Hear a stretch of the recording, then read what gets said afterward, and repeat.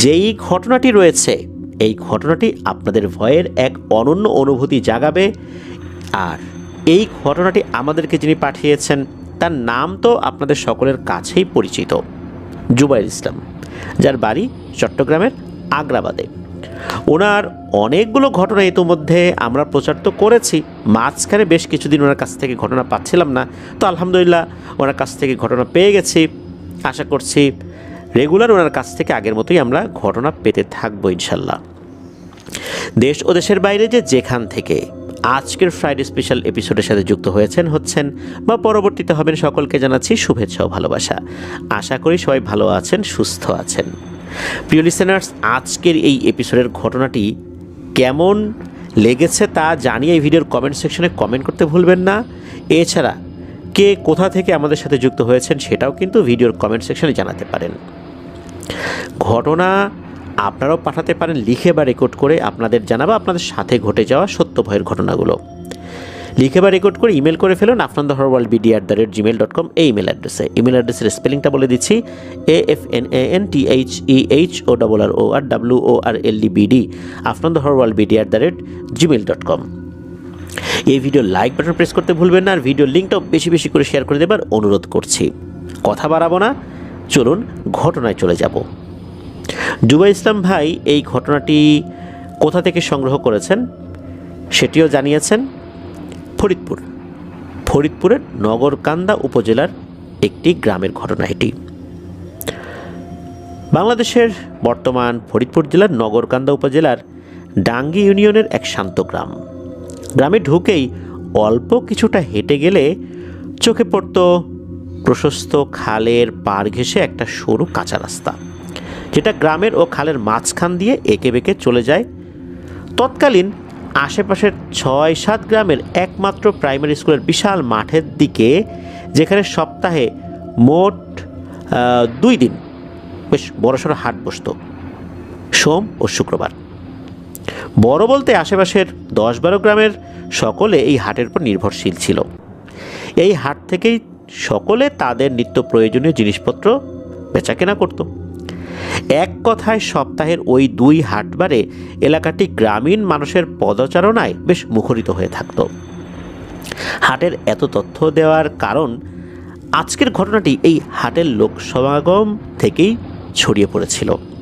সেই হাট যদিও বা কালের বিবর্তনে এখন আর নেই, কিন্তু সেই এলাকার প্রবীণদের অনেকেই এখনও তাদের নাতি নাতনিদের কাছে ভয়ের গল্পের আবদার মেটাতে এই ঘটনা শুনিয়ে পিলে চমকে দেন। মূল ঘটনায় চলে যাই। সকলের প্রতি ঘটনাটি মনোযোগ দিয়ে শোনার অনুরোধ করছি। ঘটনাটি সংগ্রহ করতে জুবাইর ইসলাম ভাই বেশ ঝামেলা পুহিয়েছেন, আর ওনাকে আবারও ধন্যবাদ জানাচ্ছি এত কষ্ট করে ঘটনাটি লিখে পাঠানোর জন্য। ঘটনাটির সময়কাল 1935 থেকে 1940 সাল এরকম হবে। বর্ষার শেষ, শরতের শুরু এমন সময়। সারা রাত ধরে তুমুল বর্ষণ হয়। অল্প কিছুক্ষণ আগে বৃষ্টির তেজ একটু কমেছে টের পেয়েই স্থানীয় বাজার ও সাপ্তাহিক হাট এলাকার মসজিদের মুয়াজ্জিন ও ইমাম জনাব মোহাম্মদ আকবর শেখ বিছানা ছেড়ে উঠে ছাতা মাথায় দ্রুত পায়ে মসজিদের উদ্দেশ্যে পা বাড়ান। প্রতিদিনের চেয়ে একটু আগেই বের হয়েছেন, বলা তো যায় না আবার কখন আকাশ ভেঙে বৃষ্টি নামবে।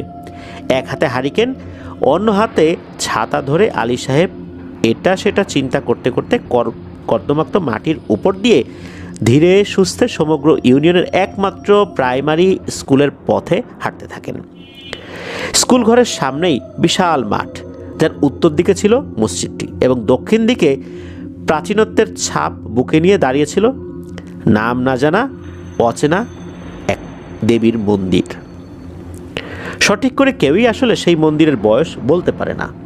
বহুকাল আগে যখন এলাকাটি হিন্দু বসতিপূর্ণ ছিল, তখন সেখানকার স্থানীয় জমিদার সেই মন্দির নির্মাণ করেন। জমিদার বিষয়ে সঠিক তথ্য অবশ্য পাওয়া যায়নি। মন্দিরের পেছনেই ছিল বিশাল দিঘি। আলী সাহেব যে পথে এসেছেন সেই পথে তাকে স্কুল ঘরের পাশ দিয়ে বের হয়ে কোনাকুনিভাবে হেঁটে মসজিদে যেতে হবে। স্কুল ঘরের পাশ দিয়ে বের হলে মন্দিরটি ঠিক ওনার 20 কি 30 গজ দক্ষিণে এবং মসজিদ প্রায় 50 গজ দূরে পড়ে। রাস্তায় প্রচুর কাদা জল থাকায় তিনি আস্তে আস্তে হাঁটছিলেন। বৃষ্টি কম থাকলেও থেকে থেকে বিদ্যুতের আলো, মেঘের গর্জন অনবরত চলছিল। এই অবস্থাতেই আলী সাহেব স্কুল ঘরের পাশ ঘুরে মসজিদের দিকে 3-4 কদম এগিয়েছেন। এমন সময় বিদ্যুতের চমকের আলোয় ওনার চোখে কোনো মন্দিরের ভেতরে ভগ্নপ্রায় দরজার উপরে একটা নড়াচড়া চোখে পড়ল।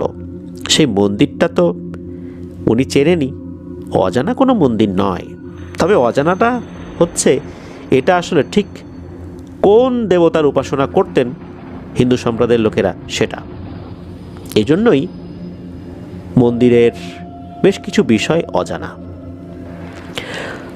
ওপারে আসলে নড়াচড়াটা কি করছে? তিনি সাথে সাথেই দাঁড়িয়ে পড়েন এবং মন্দিরের দিকে মাথা ঘুরিয়ে ভালো করে দেখার চেষ্টা করেন। এমন সময় আবার বিদ্যুৎ চমকে উঠল। আলী সাহেব দেখলেন দীর্ঘদেহী একটি ছায়া, এটা কালো ছায়া, শট করে দরজা থেকে সরে মন্দিরের ভেতরে দেয়ালের আড়ালে সরে গেল। আলী সাহেব এটা দেখে একটু ভয় পেয়ে গেলেন। তিনি দোয়া কালাম পড়তে পড়তে প্রায় দৌড়েই মসজিদে প্রবেশ করলেন। আর প্রবেশ করার একটু পরপরই উনি আজান দেন। ঝড় বৃষ্টির রাত, তাই মসজিদের আশেপাশের কয়েকটি বাড়ির অল্প কয়েকজন প্রবীণ মুসল্লি ও প্রাইমারি স্কুলের প্রধান শিক্ষক নামাজে আসেন। জামাত শেষে সবাই যখন বাড়ির দিকে পা বাড়ান, তখন আলী সাহেব হেডমাস্টারকে ডেকে কি দেখেছেন সেটা জানান। ওনাকে ডেকে যখন বিষয়টি জানালেন, হেডমাস্টার বিষয়টি হেসেই উড়িয়ে দিয়ে বলেন, বৃষ্টি বাদলার দিন, ঘুমের চোখে কি থেকে কি দেখেছ রে বাপু? বাদ দাও, বাড়ি গিয়ে ভালো করে আর একটা ঘুম দাও, সকালে দেখবা সব ঠিক হয়ে গেছে। এই বলে হেডমাস্টার আলী সাহেবকে সাথে নিয়ে মসজিদ থেকে বের হয়ে স্কুলের দিকে এগোতে থাকেন। নিজ বাড়ি অন্য জেলাতে হওয়ায় হেডমাস্টার সাহেব স্কুল ঘরের শেষের দিকে একটি কামরায় থাকতেন। একসাথে হেঁটে হেডমাস্টার সাহেব কিছুটা পথ এসে নিজের ঘরে চলে যান, আর আলী সাহেব নিজের বাড়ির দিকে এগিয়ে যান। এরপরে 2-3 দিন আলী সাহেব আর কিছুই দেখতে না পেয়ে স্বস্তি বোধ করেন। হেডমাস্টারের কথাই ঠিক ভেবে নিজের কাজকর্ম করতে থাকেন। সপ্তাহখানেক পর একদিন ফজরের জামাতে হেডমাস্টারকে দেখতে না পেয়ে নামাজ শেষে আলী সাহেব সহ আরও 2 জন হেডমাস্টারের এই না আসার কারণ সম্পর্কে জানতে চাইলেন যে ওনার কোনো অসুখ করেছে কিনা বা কোনো সমস্যা হয়েছে কিনা। হেডমাস্টারের সাথেই দেখা করার জন্য মূলত এরকম কথা বলতে বলতে এগিয়ে যান, তেমন কোনো তথ্য না পেয়ে, অর্থাৎ হেডমাস্টার বিষয়ে তেমন কোনো তথ্য না পেয়ে হেডমাস্টার যেখানে থাকতেন সেই ঘরের দিকে এগিয়ে যেতে থাকেন।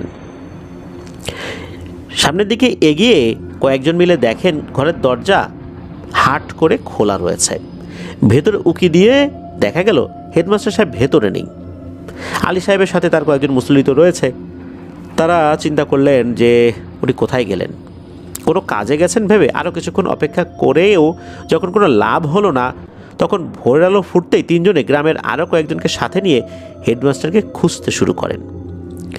কিন্তু পুরো 2 দিন আশেপাশের 2-3 গ্রাম তন্ন তন্ন করে খুঁজেও হেডমাস্টারের কোনো চিহ্নও পাওয়া যায়নি। তৃতীয় দিন দুপুরে মন্দিরের পেছনে অবস্থিত দিঘিতে এলাকার কিছু জওয়ান ছেলের দল গোসল করছিল। তাদের মধ্যে 2-3 জন সাঁতরে দিঘির প্রায় মাঝে চলে গিয়েছে। এমন সময় তাদের একজন আচমকা চিৎকার দিয়ে বলে ওঠে, ওরে আমারে ধর, আমার পা ধইরা কিসে যেন টান দিছে। এই কথা শুনে বাকি 2 জন সাঁতরে তার কাছে যায়। বেশ খানিকক্ষণ টানাটানি করে তাকে ছাড়িয়ে নিয়ে সাঁতরে পাড়ের দিকে আগাতে থাকে। দিঘিতে আরও যারা গোসল করতে এসেছিল তারা পাড়ে দাঁড়িয়ে বা বসে নিজেদের কাজ করছে। তাদের কয়েকজন ছেলেটির চিৎকার শুনে চোখে বিরক্তি নিয়ে তাকায়। দেখতে পায় ছেলেটিকে ছাড়িয়ে নিয়ে বাকি 2 জন সাঁতরে 5 থেকে 7 ফুট পাড়ের দিকে সাঁতরে দিয়ে এগিয়েছে আর কি, বা সাঁতার দিয়ে এগিয়েছে। এমন সময় যেই জায়গা থেকে ছেলেটির চিৎকার আসলে এসেছিল ঠিক সেখানে পানিতে প্রথমে প্রচুর বুদবুদ, এরপরে শুরু হয় পাক অর্থাৎ ঘূর্ণি। পাড়টা কিন্তু 5 থেকে 7 ফুটের ছিল আর কি, যেটা আমরা বললাম। তো এই যে ঘূর্ণি যখন হয়েছে, ছেলেরা তো ভয় পেয়ে দ্রুত সাঁতরে এসে উঠেই ফিরে তাকায় দিঘির দিকে। বেশ খানিকক্ষণ বুদবুদ ও ঘূর্ণিপাক হয়ে দিঘির পানি আবার শান্ত স্থির হয়ে যায়। এর মধ্যে ছেলে 3টি পাড়ে আসার পর 2-1জনের চিৎকারের আসলে কারণ জানতে চাওয়া তো স্বাভাবিক, যে কেন চিৎকার করে উঠলো। ভুক্তভোগী ছেলেটি জানায় তখন তাদের সকলকে আসলে এই বিষয়টা ভালোভাবে অবগত করার জন্য যে ওই স্থানে সাঁতরে যাওয়ার পর হঠাৎ করে তার মনে হয় পায়ে কোনো লতা বা দড়ি জড়িয়েছে, তাই হাত দিয়ে সেটা পা থেকে ছাড়ানোর জন্য পানিতে 1 হাত ডুবিয়ে দেয়। কিন্তু যে জিনিসটা তার হাতে অনুভূত হয় সেটি আসলে দড়ি বা দড়ি জাতীয় কিছু বলা যাবে না। এটা আসলে কি ছিল?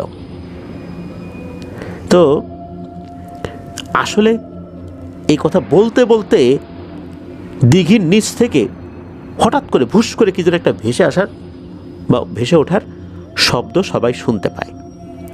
সবাই দেখতে পায় উপর অবস্থায় একটি উলঙ্গ দেহ ভেসে উঠেছে। এটা দেখেই ভয়ে যে যেদিকে পারে সেদিকে ছুট লাগায়। কয়েকজন ছুটে গিয়ে গ্রামের লোকজনদেরকে ডেকেও নিয়ে আসে। অল্প কিছুক্ষণের মধ্যেই পুরো গ্রামের লোকজন এবং আরও বেশ কিছু আশেপাশের গ্রামের লোকজনও ওই দিঘির পাড়ে এসে জমা হয়। এরপরে যা হয়, এলাকার লোকজন দল বেঁধে নেমে জাল ফেলে লাশ টেনে পাড়ে নিয়ে আসে। সেই সময়ে থানা পুলিশের খবর দেওয়া ছিল যেমন কষ্টসাধ্য তেমনি সময় সাপেক্ষ। তবে প্রতি গ্রামে একজন চৌকিদার নিযুক্ত ছিলেন।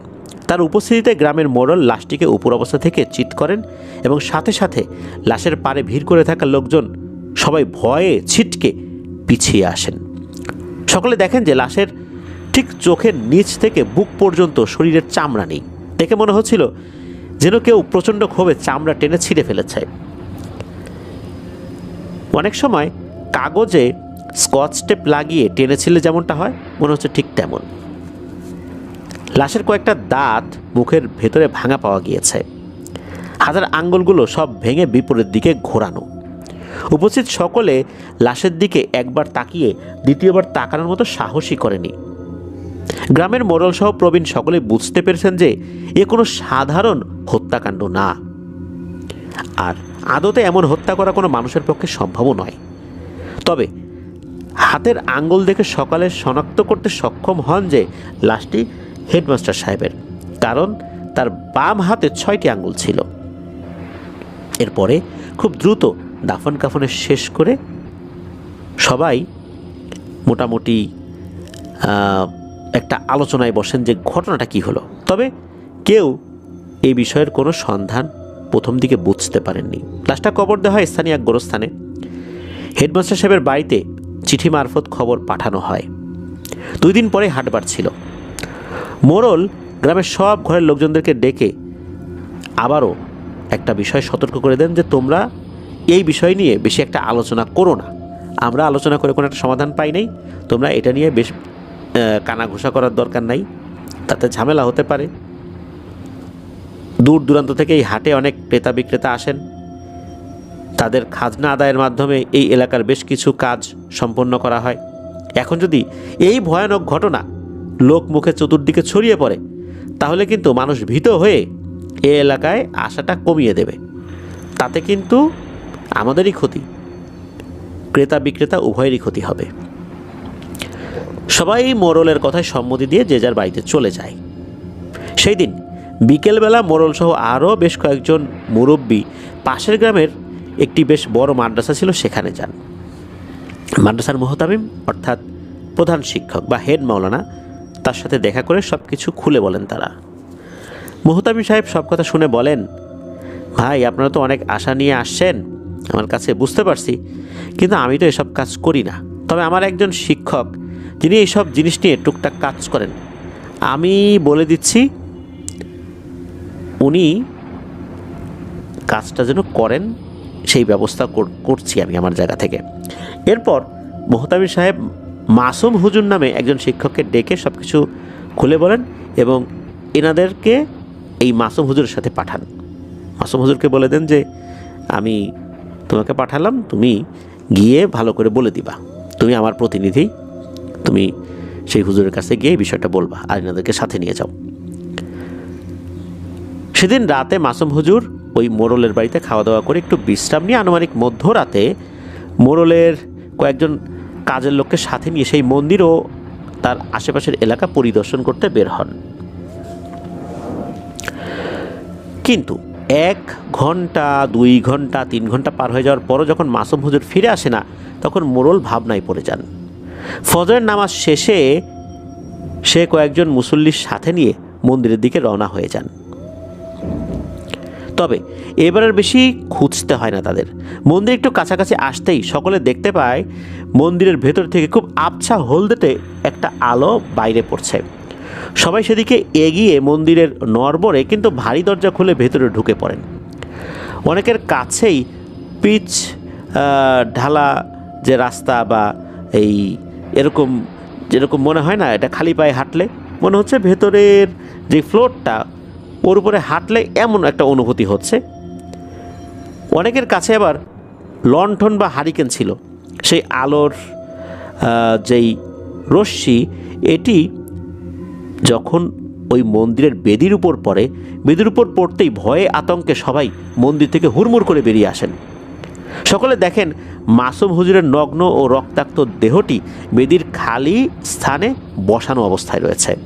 তার মাথা পেছন দিকে ঘোরানো, তার নিচের চোয়াল ভেঙে বুকের কাছে ঝুলছে। চোখ, নাক, কান দিয়ে রক্ত বেরিয়ে মুখের উপর ভয়ঙ্কর রেখা তৈরি করেছে।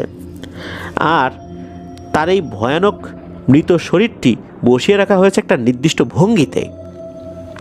মৃতদেহের আঙ্গুল সমেত হাত দুটি কবজির কাছে ভেঙে মাথার উপর এমনভাবে আটকে আছে দেখে মনে হচ্ছিল 10 শিং বিশিষ্ট কোনো এক অপার্থিব সৃষ্টি বেদিতে বসে আছে। উপস্থিত কেউ দ্বিতীয়বার মন্দিরে ঢুকে লাশটি দেখবার সাহস করেনি। সকাল হলে গ্রামের অনেক লোকজন নিয়ে মোড়ল সেই লাশ উদ্ধার করেন। তবে আশ্চর্যের বিষয়, যেভাবে আসলে বসিয়ে রাখা হয়েছে এটা কি বিশেষ কোনো ইঙ্গিত?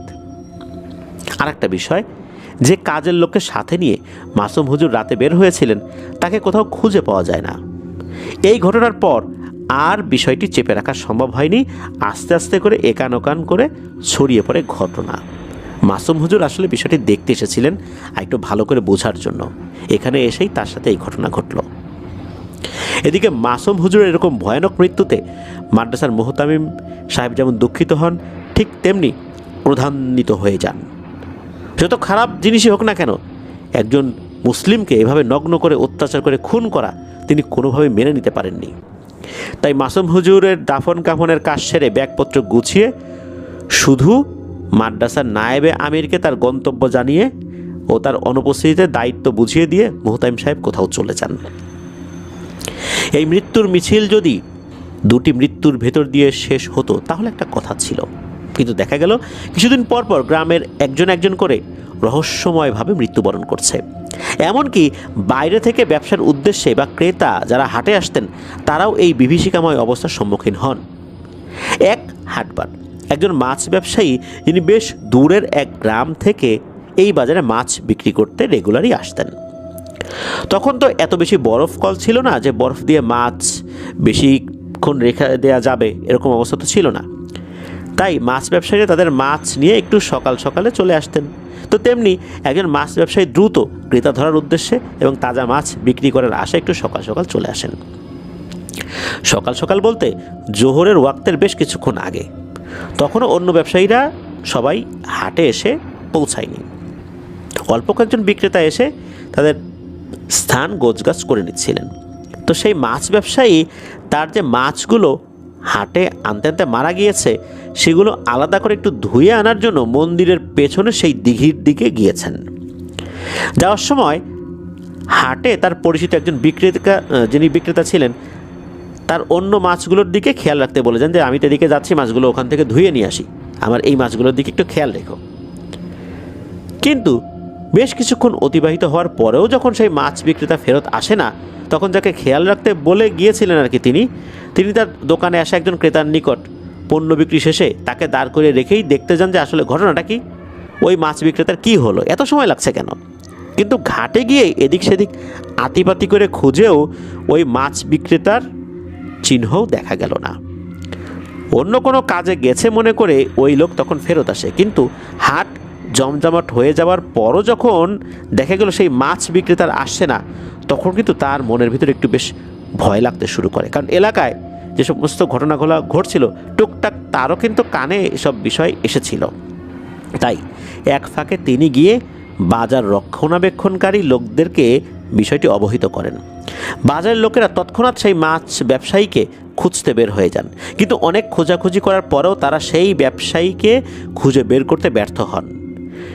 সেই দিনের হাট বাজার শেষে আরও একদিন পার হয়ে যাওয়ার পর সেই মাছ ব্যবসায়ীর লাশ পাওয়া যায় দিঘির অপর পারে উল্টোভাবে মাটিতে পোতা অবস্থায়, অর্থাৎ তার মাথা থেকে কোমর পর্যন্ত মাটির নিচে পুঁতে রাখা অবস্থায় ছিল, আর কোমরের নিচ থেকে পা পর্যন্ত মাটির বাইরে ছিল।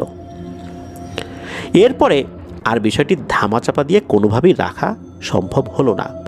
যে সকল বিক্রেতারা হাটে আসতেন তাদের মধ্যে প্রভাবশালী কিছু ব্যবসায়ী বিষয়টি নিয়ে বেশ প্রতিবাদ মুখর হয়ে ওঠেন। তাদের অনেকেরই ধারণা হয়েছিল যে কোনো অসাধু লোক টাকা পয়সার লোভে সেই ব্যবসায়ীকে খুন করে ওই অবস্থায় রেখে গিয়েছে। এরপরে যা হয়, ব্যবসায়ীদের অনেকে মিলে থানা পুলিশের কাছে বিষয়টি জানায়। পুলিশ এসে নিজেদের মতো করে তদন্ত শুরু করে। 2-3 দিন ধরে খুঁজেও খুনের কোনো আলামত না পেয়ে তারা তদন্ত বন্ধ করে দেয়। কিন্তু হাটের প্রভাবশালী ব্যবসায়ীদের কয়েকজনের অনুরোধে স্থানীয় থানার দারোগা সাহেব প্রতি হাটবারে 2 জন করে সিপাহী পুলিশ হাটের শৃঙ্খলা রক্ষণাবেক্ষণের জন্য নিযুক্ত করেন। এরপরে বেশ কয়েকটি হাটবারে আর কোনো অঘটন ঘটেনি, এমনকি মন্দিরের আশেপাশেও কোনো অস্বাভাবিক ঘটনা ঘটেনি বা কারো মুখে তেমন কোনো ঘটনা শোনাও যায়নি, যার কারণে গ্রামবাসী একটু নিশ্চিন্ত হয়, তাদের চলাফেরাও একটু স্বাভাবিক হয়। কিন্তু সেটাও খুব অল্প সময়ের জন্য। বলে রাখা ভালো, হাট এলাকা থেকে থানার দূরত্ব ছিল অনেকখানি এবং যাত্রাপথও মোটেও সহজ ছিল না। তাই মোতায়েন করা পুলিশেরা একদম ভোরে রওনা দিয়ে আসতেন এবং হাট চলাকালীন সময় টহল দিয়ে পরের দিন ভোরে চলে যেতেন। সিপাহী পুলিশদের হাটের টহলের 11তম দিনের কথা। সেদিনও সকালে খুব ভোরে রওনা দিয়ে পুলিশ 2 জন যখন সূর্য মাথার উপর এসেছে, এই সূর্য মাথার উপর থাকতেই হাটে তাদের অস্থায়ী ক্যাম্পে চলে আসেন। প্রতিবারের মতন যেভাবে ডিউটি করেছেন সেই মতোই সব কিছু গুছিয়ে নিয়ে একজন ক্যাম্পে বা একজন টহলে বের হয়ে যান। সন্ধ্যার আগ পর্যন্ত কোনো সমস্যা ছাড়াই তারা ডিউটি সম্পন্ন করেন। এরপরে মাগরিবের আজান শুনে সালাত আদায় করার জন্য একজন পাহারায় থাকেন আর অন্যজন অজুর উদ্দেশ্যে ওই দিঘির উদ্দেশ্যে এগিয়ে যান। যিনি পাহারায় ছিলেন, মিনিট 2 পরেই তার মনে পড়ল তাদের দারোগা সাহেব তাদেরকে বারবার করে বলে দিয়েছেন মন্দির ও দিঘি সংলগ্ন এলাকায় যেখানেই যাক একসাথে সশস্ত্র অবস্থায় যেতে। একথা মনে পড়তেই তিনি বন্দুক হাতে দ্রুত পায়ে দিঘির দিকে এগিয়ে যান, কিন্তু দিঘির ঘাটে গিয়ে সহকর্মীকে কোথাও দেখতে পান না। একে তো হাটের শেষ সময়, তার উপরে এলাকার যে সমস্ত পূর্বে ঘটনা ঘটেছে সেগুলোর রেশ তো এখনও পুরোপুরি কাটে নাই, আবার এখনও অন্ধকার পুরোপুরি হয় নাই। এই অন্ধকার পুরোপুরি নামার আগেই হাট এলাকা কিন্তু প্রায় খালি হয়ে গেছে। 2-1টি স্থায়ী দোকানদার অর্ধেক ঝাঁপি ফেলে ভেতরে বসে হিসাব নিকাশ করছে। এমন পরিস্থিতিতে কাউকে সাথে নিয়ে সঙ্গী খুঁজবেন সেই অবস্থাও ছিল না। অগত্যা নিজেই বন্দুক হাতে নিয়ে দিঘির দিকে এগিয়ে যান। ঘাটের কাছে গিয়ে এদিক ওদিক খুঁজে সঙ্গীকে উনি তো পেলেন না। আসলে ব্যাপারটা কি? যখন পাওয়া গেল না, তার সঙ্গীর নাম ধরে ডাকতে শুরু করেন। দিঘির দিক থেকে মন্দিরের দিকে এগিয়ে যান। এবার মন্দিরের কাছে আসতে তার মনে হলো একটা চাপা গোঙানির আওয়াজ শুনতে পেয়েছেন, তাই নিশ্চিত হওয়ার জন্য আরও কিছুটা সময় দাঁড়িয়ে অপেক্ষা করেন। 20 থেকে 25 সেকেন্ডের মতো হয়েছে আর কি। এরপর আবার একই গোঙানি শুনতে পেয়ে শব্দের উৎস লক্ষ্য করে দৌড়ে মন্দিরের পেছন দিকে এগিয়ে যান এবং সেখানে গিয়ে তিনি যা দেখেন সেটা দেখার জন্য আসলে কেউই প্রস্তুত থাকে না। আসলে ভয়ঙ্কর একটা দৃশ্য। তিনি দেখেন কালো আলখেল্লা পরিহিত অবস্থায় প্রায় 7 থেকে 8 ফুট উচ্চতার দুটি অবয়ব, যাদের 4টি করে হাতের দুটি দিয়ে তার সঙ্গীর 4 হাত পা ধরে ঝুলন্ত অবস্থায় হেঁটে যাচ্ছে। কোথায় বা কোন দিকে যাচ্ছে সেটা বোঝা যায়নি, কারণ পেছনে বন্দুক হাতে তিনি এসে পড়তেই অবয়ব দুটি দাঁড়িয়ে যায় এবং সেখান থেকেই হিংস্র চাপা এক ধরনের গর্জন করতে থাকে। এমন ভয়াল পরিস্থিতি ও তাদের সেই গর্জন শুনে কিছু মুহূর্ত ভয়ে স্থির হয়ে গেলেও শরীর তো দীর্ঘদিন একটা ট্রেনিং নিয়েছে, তাই না? দীর্ঘদিনের ট্রেনিংয়ের কারণেই হোক বা সঙ্গীকে বাঁচানোর তাগিদেই হোক না কেন, আপনা থেকেই তাদের দিকে বন্দুক তাক করে 1 রাউন্ড গুলি ছোড়ে। গুলি লেগেছে কিনা বোঝা যায়নি, তবে অবয়ব দুটি তার সঙ্গীকে মাটিতে নামিয়ে রেখে তার দিকে ঘুরে তাকায়। আর তখনই সে তাদের চেহারা দেখতে পায়। চেহারা না, এটা দুঃস্বপ্ন বলাই ভালো। তিনি দেখেন অবয়ব দুটির গলার মাঝামাঝি অংশে দুটি চোখ, আর এই দুটি চোখের উপরেও নিচে অসংখ্য ছোট ছোট সুরের মতো রয়েছে, যা নড়াচড়া করছে। মুখমণ্ডল যেখান থেকে শুরু হয় ঠিক সেখান থেকে শুরু করে উপরের দিকে কপালের নিচ পর্যন্ত গোলাকার মুখ বা গর্ত, যার ভেতরে সুচালো সর্পিলাকারের দাঁতের সারি, যা বড় হয়ে শুরু হয়ে আস্তে আস্তে ছোট হতে হতে গলার দিকে নেমে গেছে। তাদের সেই মুখের ভেতর থেকে বেরিয়ে আসছিল এক ধরনের হলুদাভ আলো। মূলত তাদের মুখের ভেতর থেকে আসা সেই আলোতেই তিনি তাদের ভয়ানক রূপটি দেখতে পান। হয়তো মৃত্যু ভয়েই তার হাত থেকে আবারও 1 রাউন্ড গুলি ছুটে চলে যায়, কিন্তু সেই অবয়ব দুটির কোনো হেলদোল নেই। তারা আস্তে আস্তে 1 পা 2 পা করে তার দিকে এগিয়ে আসতে থাকে। এমন সময় কাছাকাছি কয়েকজন মানুষের কথা বলার শব্দ শুনতে পেয়ে অবয়ব দুটি দাঁড়িয়ে পড়ে এবং কথার শব্দ তাদের দিকে আরেকটু এগিয়ে আসতে যখন শুরু করে, তখন শূন্যে ভেসে পুরনো মন্দিরের পেছনের দেয়াল ভেদ করে অবয়ব দুটি অদৃশ্য হয়ে যায়। এরপর তিনি আর দাঁড়িয়ে থাকতে পারেননি, সেখানেই জ্ঞান হারিয়ে লুটিয়ে পড়েন। টানা 2 দিন স্থানীয় লোকজনের একান্ত চেষ্টায় অবশেষে তার জ্ঞান ফেরে। জ্ঞান ফেরার পরেও বেশ কিছুক্ষণ তার মুখ দিয়ে কথা বের হয় না। সকলেই বুঝতে পারে যে পুলিশটি মারাত্মক বাজে কিছু দেখে ভয় পেয়েছে। অন্যদিকে উদ্ধারের পর তার সঙ্গীর অবস্থা বেশ খারাপ হয়ে যাওয়ায় তাকে সেই রাতেই হসপিটালে চিকিৎসা দেওয়ার জন্য পাঠিয়ে দেওয়া হয়। তখনকার সময় হসপিটাল তো এরকম কাছাকাছি ছিল না। বাঁশের মাচা তৈরি করে সেটা 2 জন লোক উঁচু করে এপাশে একজন ধরে ওপাশে একজন ধরে এভাবে নিয়ে যেত। এভাবে কিন্তু আগেকার দিনে অনেক দূর থেকে চিকিৎসা নেওয়ার জন্য মানুষদেরকে হসপিটালে নিয়ে আসা হতো। ঘটনার পরের দিন ভোরবেলা মোড়ল থানায় লোক পাঠিয়ে দারোগা সাহেবকে পুলিশ 2 জনের অবস্থা জানাতেই দারোগা সাহেব আরও বেশ কয়েকজন পুলিশ ও অস্ত্র নিয়ে গ্রামে চলে আসেন। অপেক্ষা করতে থাকেন একজন সদস্যের জ্ঞান ফেরার। জ্ঞান ফেরার পর দারোগা সাহেব তাকে দেখতে আসেন। তাকে জিজ্ঞেস করেন সেই রাতের ভয়াবহ অভিজ্ঞতার কথা। সেই রাতের ভয়াবহ অভিজ্ঞতার বিস্তারিত শুনে বেশ অবাক হয়ে যান উনি। এমন ঘটনাও যে ঘটতে পারে এটা তার সচেতন মন কোনোভাবেই মানতে পারছিল না। তাই নিজেই সরেজমিনে মন্দির ও দিঘি সংলগ্ন এলাকা পরিদর্শন করেন। অনেকক্ষণ এদিক সেদিক ঘোরাঘুরি করেও অপরাধের কোনো চিহ্ন খুঁজে না পেয়ে চিন্তিত মনে তার মোড়লসহ গ্রামবাসীদের স্কুল ঘরে ডেকে কে কি দেখেছে, বাইরে কোনো লোককে ওখানে ঘুরতে দেখেছে কিনা, এ সমস্ত তথ্য জোগাড় করার চেষ্টা করেন। ভূত প্রেত আসলে উনি বিশ্বাস করেননি। আইনের লোকদের কাছে এই বিষয়গুলো আসলে ওভাবে বিশ্বাসযোগ্যও নয়, কারণ প্রমাণ ছাড়া তো কোনো কেস ফাইল করা যায় না বা কোনো বিষয়ে আগানোও যায় না। তিনি ভেবেছিলেন কোনো একটি সংঘবদ্ধ চক্র সরল গ্রামবাসীর অন্ধবিশ্বাসকে কাজে লাগিয়ে কুকর্ম করছে। ওই দিন দেরি হয়ে যাওয়ায় সেদিন ফিরতে না পেরে গ্রামেই দারোগা সাহেব অবস্থান করেন। রাতে খাওয়া দাওয়া শেষে স্কুল ঘরে একটি কামরায় তার এবং তার সাথীদের অর্থাৎ সহকর্মীদের থাকার ব্যবস্থা করা হয়েছিল। মোড়ল তাকে নিজ বাড়িতে থাকার অনুরোধ করলেও তিনি রাজি হননি। আসলে তার ইচ্ছা গভীর রাতে তিনি নিজে আবার মন্দিরের চারপাশ পরিদর্শন করবেন। আনুমানিক মধ্যরাতে প্রকৃতির ডাকে সাড়া দিতে একজন সিপাহী উঠে রুম থেকে বাইরে বেরোতে যাবেন, এমন সময় তার চোখ যায় মন্দিরের দিকে। খুব আবছা একটি নীল আলো তার নজরে আসে। তিনি বাইরে যাওয়ার কথা ভুলে দ্রুত দারোগা সাহেবের বিছানার দিকে এগিয়ে তাকে ঘুম থেকে ডেকে বিষয়টি জানান।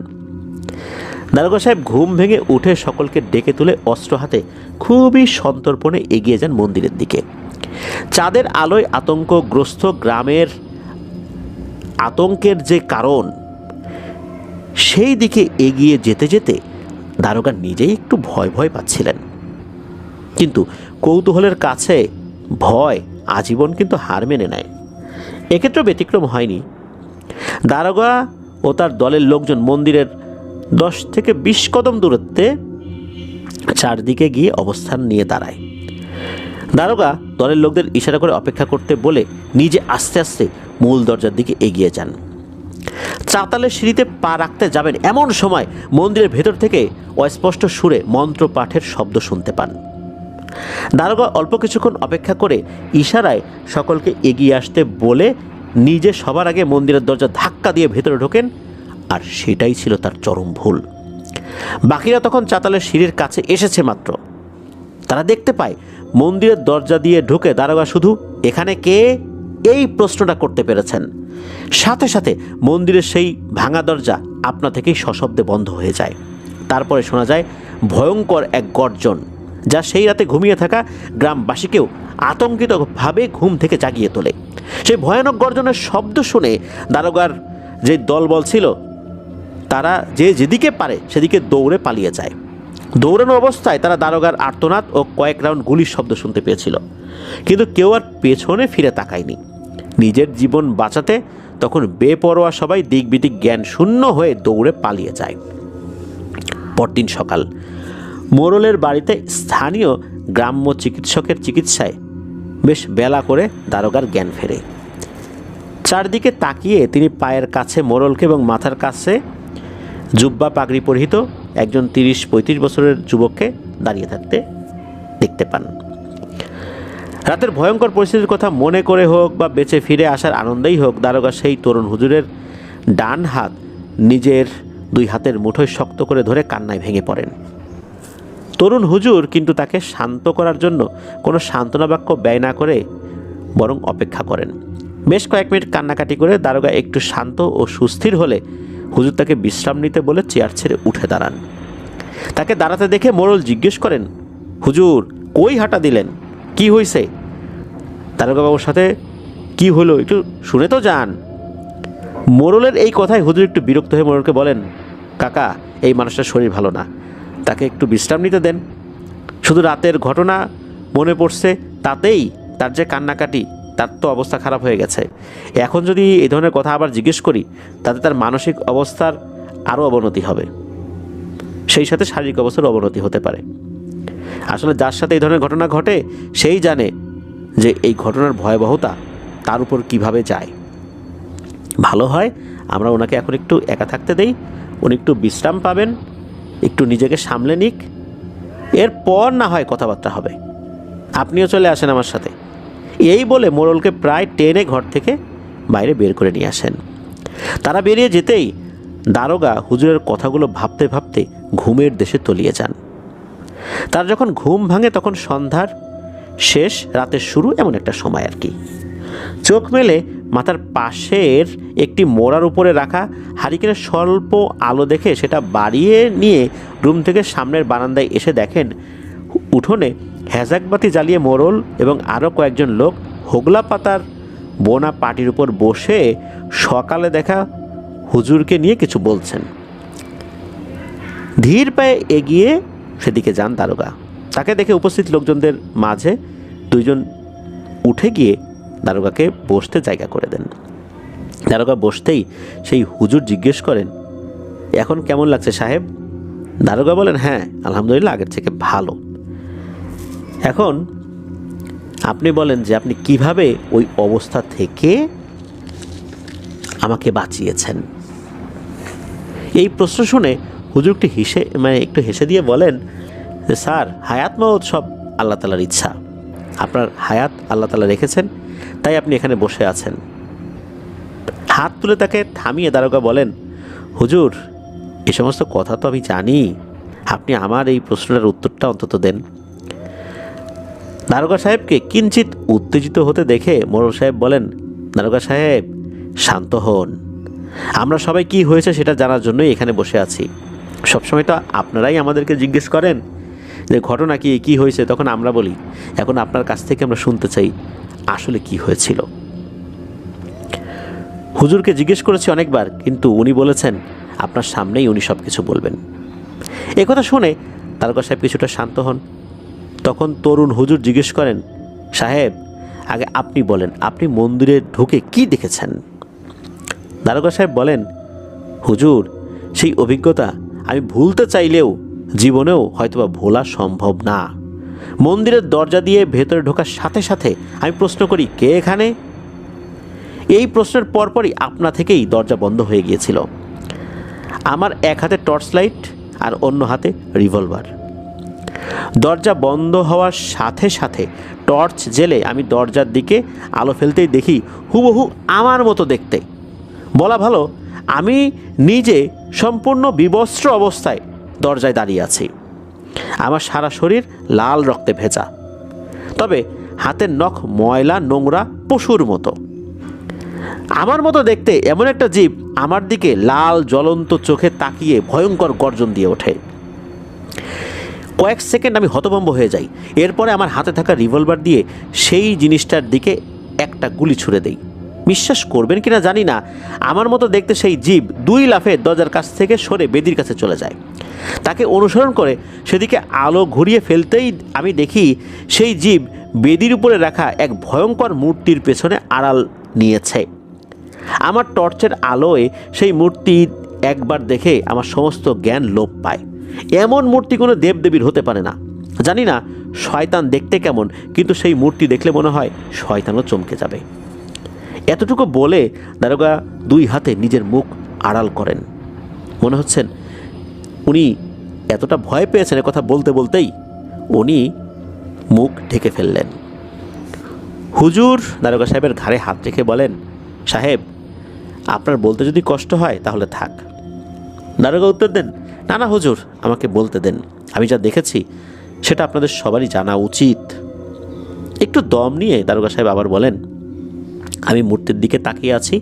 4 থেকে 5 সেকেন্ড হবে। এমন সময় দেখি সেই মূর্তির পেছন থেকে একটু আগে দেখা আমার মতো দেখতে সেই জীবের মতোই এরকম 5-6টা বেরিয়ে আসছে। সবগুলোর চেহারা দেখতে হুবহু আমার মতো। এটা দেখেই আমি সাহস হারিয়ে ফেলি। এরপর কয়েকবার গুলি ছুড়ে দেই, কিন্তু একটা গুলিও সেই জীবগুলোর গায়ে লাগে না। দেখি তাদের একজন দড়ি হাতে আমার দিকে এগিয়ে আসছে, আর বাকিগুলো দুর্বোধ্য মন্ত্র পড়তে পড়তে আমার 2 দিকে আস্তে আস্তে অবস্থান নিতে থাকে। আর পারিনি, আমি জ্ঞান হারিয়ে ফেলি। মাঝে একবার জ্ঞান ফিরতেই হালকা চোখ মেলে দেখি আমার হাত পা বাঁধা অবস্থায় সেই মূর্তির সামনে উলঙ্গ করে ফেলে রাখা হয়েছে। সেখানে বেশ কিছু মোমবাতি বা এরকম কিছু জ্বলছিল।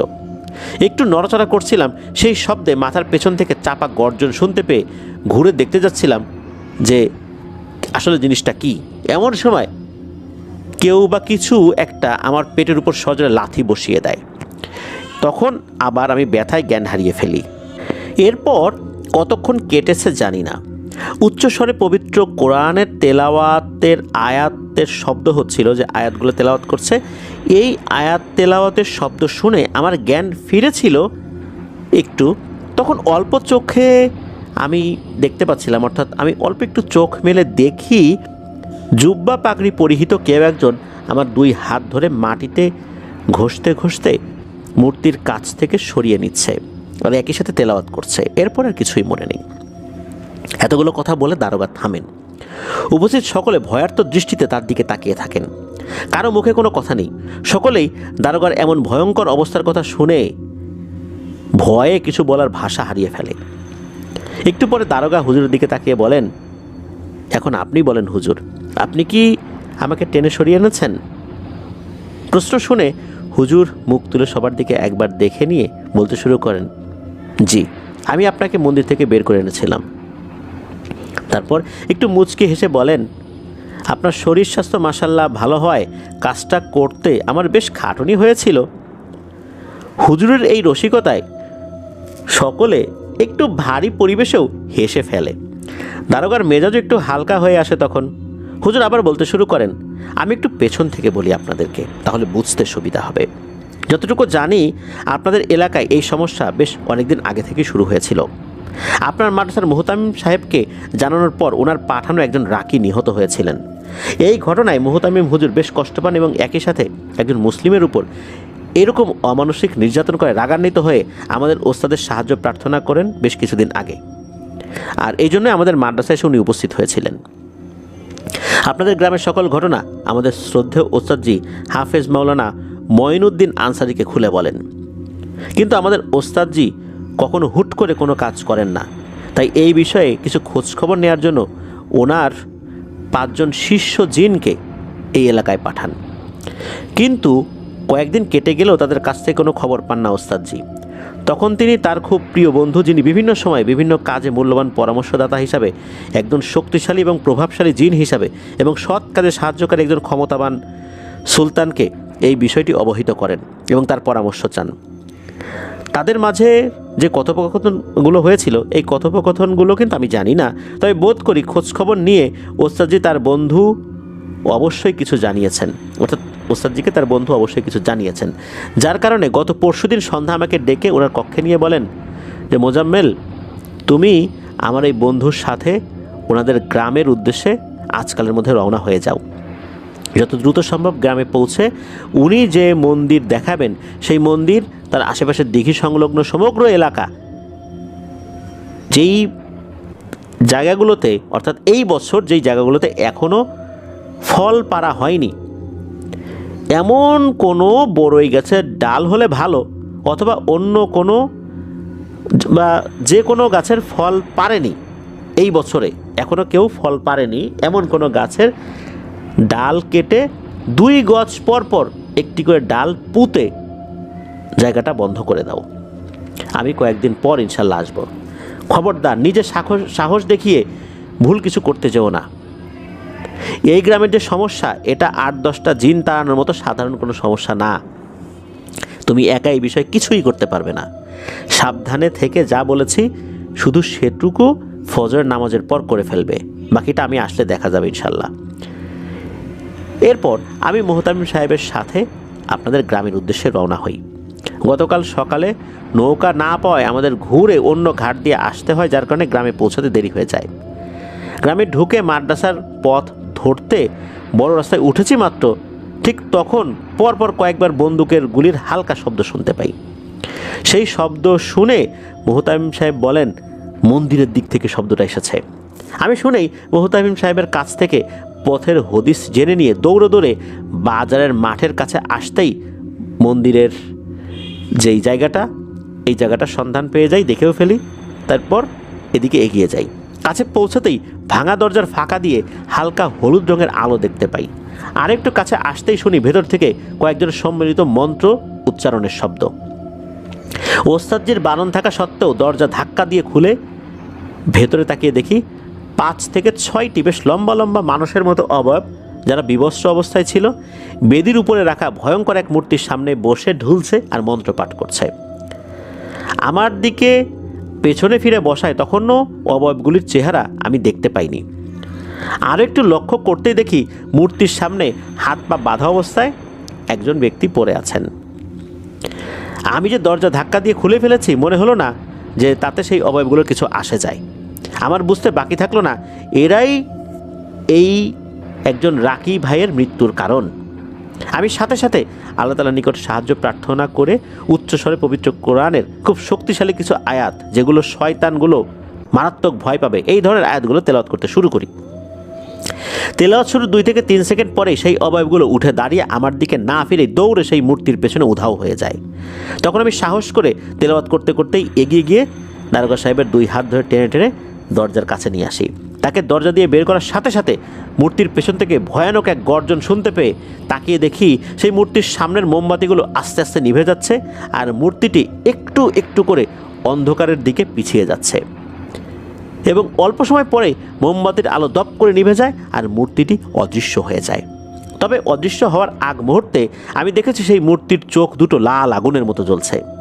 জানি না সেই অগ্নিদৃষ্টির শিকার আসলে পরবর্তীতে কে হবে। এই অগ্নিদৃষ্টির কারণটা কি?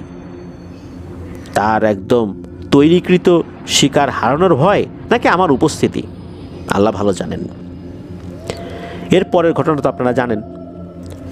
মোহতামিম সাহেব কয়েকজনকে নিয়ে এসে আমাদের গ্রামের মোড়ল সাহেবের বাড়িতে পৌঁছে দেন। এতটুকু বলে থামেন তরুণ হুজুর মোজাম্মেল। তাকিয়ে দেখেন সকলে শ্রদ্ধেয় চোখে তাকিয়ে আছে তার দিকে। দারোগা সাহেব তার 2 হাত ধরে ফেলেন এবং বলেন, হুজুর, আপনাকে ধন্যবাদ দিলে ছোট করা হবে। আপনার যদি আর কিছুক্ষণ দেরি হতো বা ঘাটে নৌকা পৌঁছাতে আরেকটু দেরি হতো, তাহলেই তো আমি আর বাঁচতে পারতাম না। বা এমন যদি হতো যে আপনারা ঘাটের নৌকা পেয়ে আগে পৌঁছে মাদ্রাসায় চলে যেতেন, তাহলে তো আজকে আর এখানে আমি বসে থাকতাম না। অন্য ঘাট দিয়ে আসার কারণেই না হয় আপনারা এদিকটাতে আসতে পেরেছিলেন। বিশ্বাস করবেন না হুজুর, আমি যে কী পরিমাণে ভয় পেয়েছি, মৃত্যু একদম কাছ থেকে দেখেছি। বলতে বলতেই দারোগা সাহেবের চোখ ভিজে যায়। মোজাম্মেল হুজুর তাকে শান্ত করে বলেন, দারোগা সাহেব, সবই আল্লাহ তাআলার ইচ্ছা। যেখানে তিনি আপনার হেফাজত করেছেন সেখানে কোনো শয়তান আপনার ক্ষতি করবে বলেন? আপনি আল্লাহ তাআলার কাছে শুকরিয়া আদায় করেন, তাতেই হবে ইনশাল্লাহ। আমাকে ধন্যবাদ দিয়ে আল্লাহ তাআলার কাছে অপরাধী করবেন না। যাক, আপনি এখন গিয়ে একটু ঘুমান, আপনার শরীর বেশ খারাপ, আমিও ঘুমাবো ইনশাল্লাহ। কাল সকালে ওস্তাদজির কথা মতো কাজ শুরু করতে হবে আমাকে। কথা বলে হুজুর উঠে মোড়ল সহ বাকিদের বিদায় নিয়ে মাদ্রাসার উদ্দেশ্যে চলে যান। দারোগা উঠতে যাবেন, তখন মোড়ল বলেন, দারোগা সাহেব, আপনার সাথের পুলিশদের কয়েকজন আজ বিকেলে গ্রামের বিভিন্ন পরিত্যক্ত নির্জন স্থান থেকে বেশ খারাপ অবস্থায় তাদেরকে উদ্ধার করা হয়েছে। সবাইকে সদর হসপিটালে পাঠিয়ে দিয়েছি। আপনি একটু সুস্থ হয়ে দয়া করে ফিরে যান। এইভাবে একের পর এক আপনাদের লোকদের ক্ষতি হলে ব্রিটিশ পুলিশ আমাদের গ্রামে এসে কিন্তু অনেক ঝামেলা করবে। আপনি তো সব জেনে বুঝে দেখে যাচ্ছেন, আপনি তাদেরকে বুঝিয়ে শুনিয়ে বললেন। দারোগা কথার কোনো জবাব না দিয়ে উঠে রুমে চলে যান, যেই রুমে তাকে বিশ্রামের জন্য রাখা হয়েছিল। রাতটা কেটে যায় ঠিকঠাক মতোই। পরদিন ফজরের নামাজের পর মোজাম্মেল হুজুর যেভাবে তার ওস্তাদের দ্বারা নির্দেশপ্রাপ্ত হয়েছিলেন সেই মতো কাজ শুরু করেন। তার সাথে মোহতামিম হুজুর সহ মাদ্রাসার বেশ কয়েকজন হুজুর সাহায্য করেন। মাঝে মাঝে দারোগা তার বাকি কয়েকজন পুলিশ সদস্যকে পাশের বিভিন্ন গ্রাম থেকে উদ্ধার করে থানায় চলে যান, মানে তাদের নিজেদের যে থানা সেখানে চলে যান। এরা কিন্তু বিভিন্ন জায়গায় আশেপাশের গ্রামে কিন্তু ছিল, তাদেরকে হসপিটালে পাঠানো হয়েছিল, আবার সেখান থেকে নিয়ে আসা হয়। তারপর ওনারা একত্র হয়ে থানায় চলে যান। যাওয়ার আগে মোড়লকে বলে যান যে আনসারি হুজুর আসলে যেন তাকে অবশ্যই খবর দেওয়া হয়। এই সমস্যার কোনো স্থায়ী সমাধান না হলে হাট বসানো সম্ভব না। কাজটা যত সহজ ভেবেছিলেন আসলে তত সহজ ছিল না মোজাম্মেল হুজুরের জন্য। প্রথমত, ফল পাড়া হয়নি এমন গাছের ডাল জোগাড় করা বেশ সময় সাপেক্ষ ছিল। তার উপর প্রতিটা ডাল যে পানি দিয়ে উজু করা হবে সেই পানি দিয়ে ভালোভাবে পরিষ্কার করে নিতে সময় তো লেগেছে অনেক। তারপরও ধৈর্য ধরে যত্ন সহকারে তিনি কাজটি করতে থাকেন। সমগ্র মন্দির ও দিঘি সংলগ্ন এলাকায় ডাল পুঁতে দিতে তার প্রায় 9 দিন সময় লেগে যায়। সতর্কতা ও সজাগ দৃষ্টির কারণে এর মাঝে আর কোনো দুর্ঘটনা ঘটেনি আল্লাহর রহমতে। 10 দিনের আরও 2 দিন পার হলে একদিন মাগরিবের ওয়াক্তের একটু আগে গ্রামে এসে উপস্থিত হন আনসারি হুজুর। তিনি পৌঁছেই আগে মোহতামিম সাহেবের মাদ্রাসায় চলে যান। মাগরিবের সালাত আদায় শেষে মোহতামিম সাহেবের কক্ষে বসে মোজাম্মেল হুজুরের কাছ থেকে তার গ্রামে আসার পর থেকে ঘটে যাওয়া সমস্ত ঘটনা শোনেন। এ সময় মোহতামিম হুজুর ও গ্রামের মোড়ল উপস্থিত ছিলেন। সব শুনে একটি দীর্ঘ নিঃশ্বাস ফেলেন আনসারি হুজুর। তারপর বলেন, আপনি হয়তো শুরুতেই আমি নিজে না এসে মোজাম্মেল হুজুরকে পাঠানোতে রাগ করেছেন বা মন খারাপ করেছেন, করাটাই স্বাভাবিক। কিন্তু আর একটা কারণ ছিল। মোহতামিম সাহেব আমার মাদ্রাসা এত কষ্ট করে গিয়ে আপনাদের দুর্দশার কথা সব আমাকে বলার পর আমি আমার বিশ্বস্ত অনুচার দ্বারা এই দুর্দশার কারণ জানার চেষ্টা করি। আমি ভেবেছিলাম হয়তো একদল শয়তান অনুসারী জিন এসব ঝামেলা করছে, কিন্তু আমার তথ্য সংগ্রাহক যে জিনেরা এরা অনুসন্ধান করতে গিয়ে দেখে যে আসলে ঘটনাটা কী কারণে হয়েছিল। তবে অনুসন্ধান করতে গিয়ে এরা যখন নিখোঁজ হয়ে যায় তখন আমার সন্দেহ বাড়তে থাকে। তাই আমি আমার একজন প্রিয় জিন বন্ধুর সাথে বিষয়টি নিয়ে আলোচনা করি। জিন সমাজে আমার বন্ধু খুবই সম্মানিত এবং প্রভাবশালী হওয়াতে তিনি এখানে ঘটে যাওয়া সমস্যা সম্পর্কে জানার জন্য তার সুবিশাল এক বাহিনী পাঠিয়ে দেন।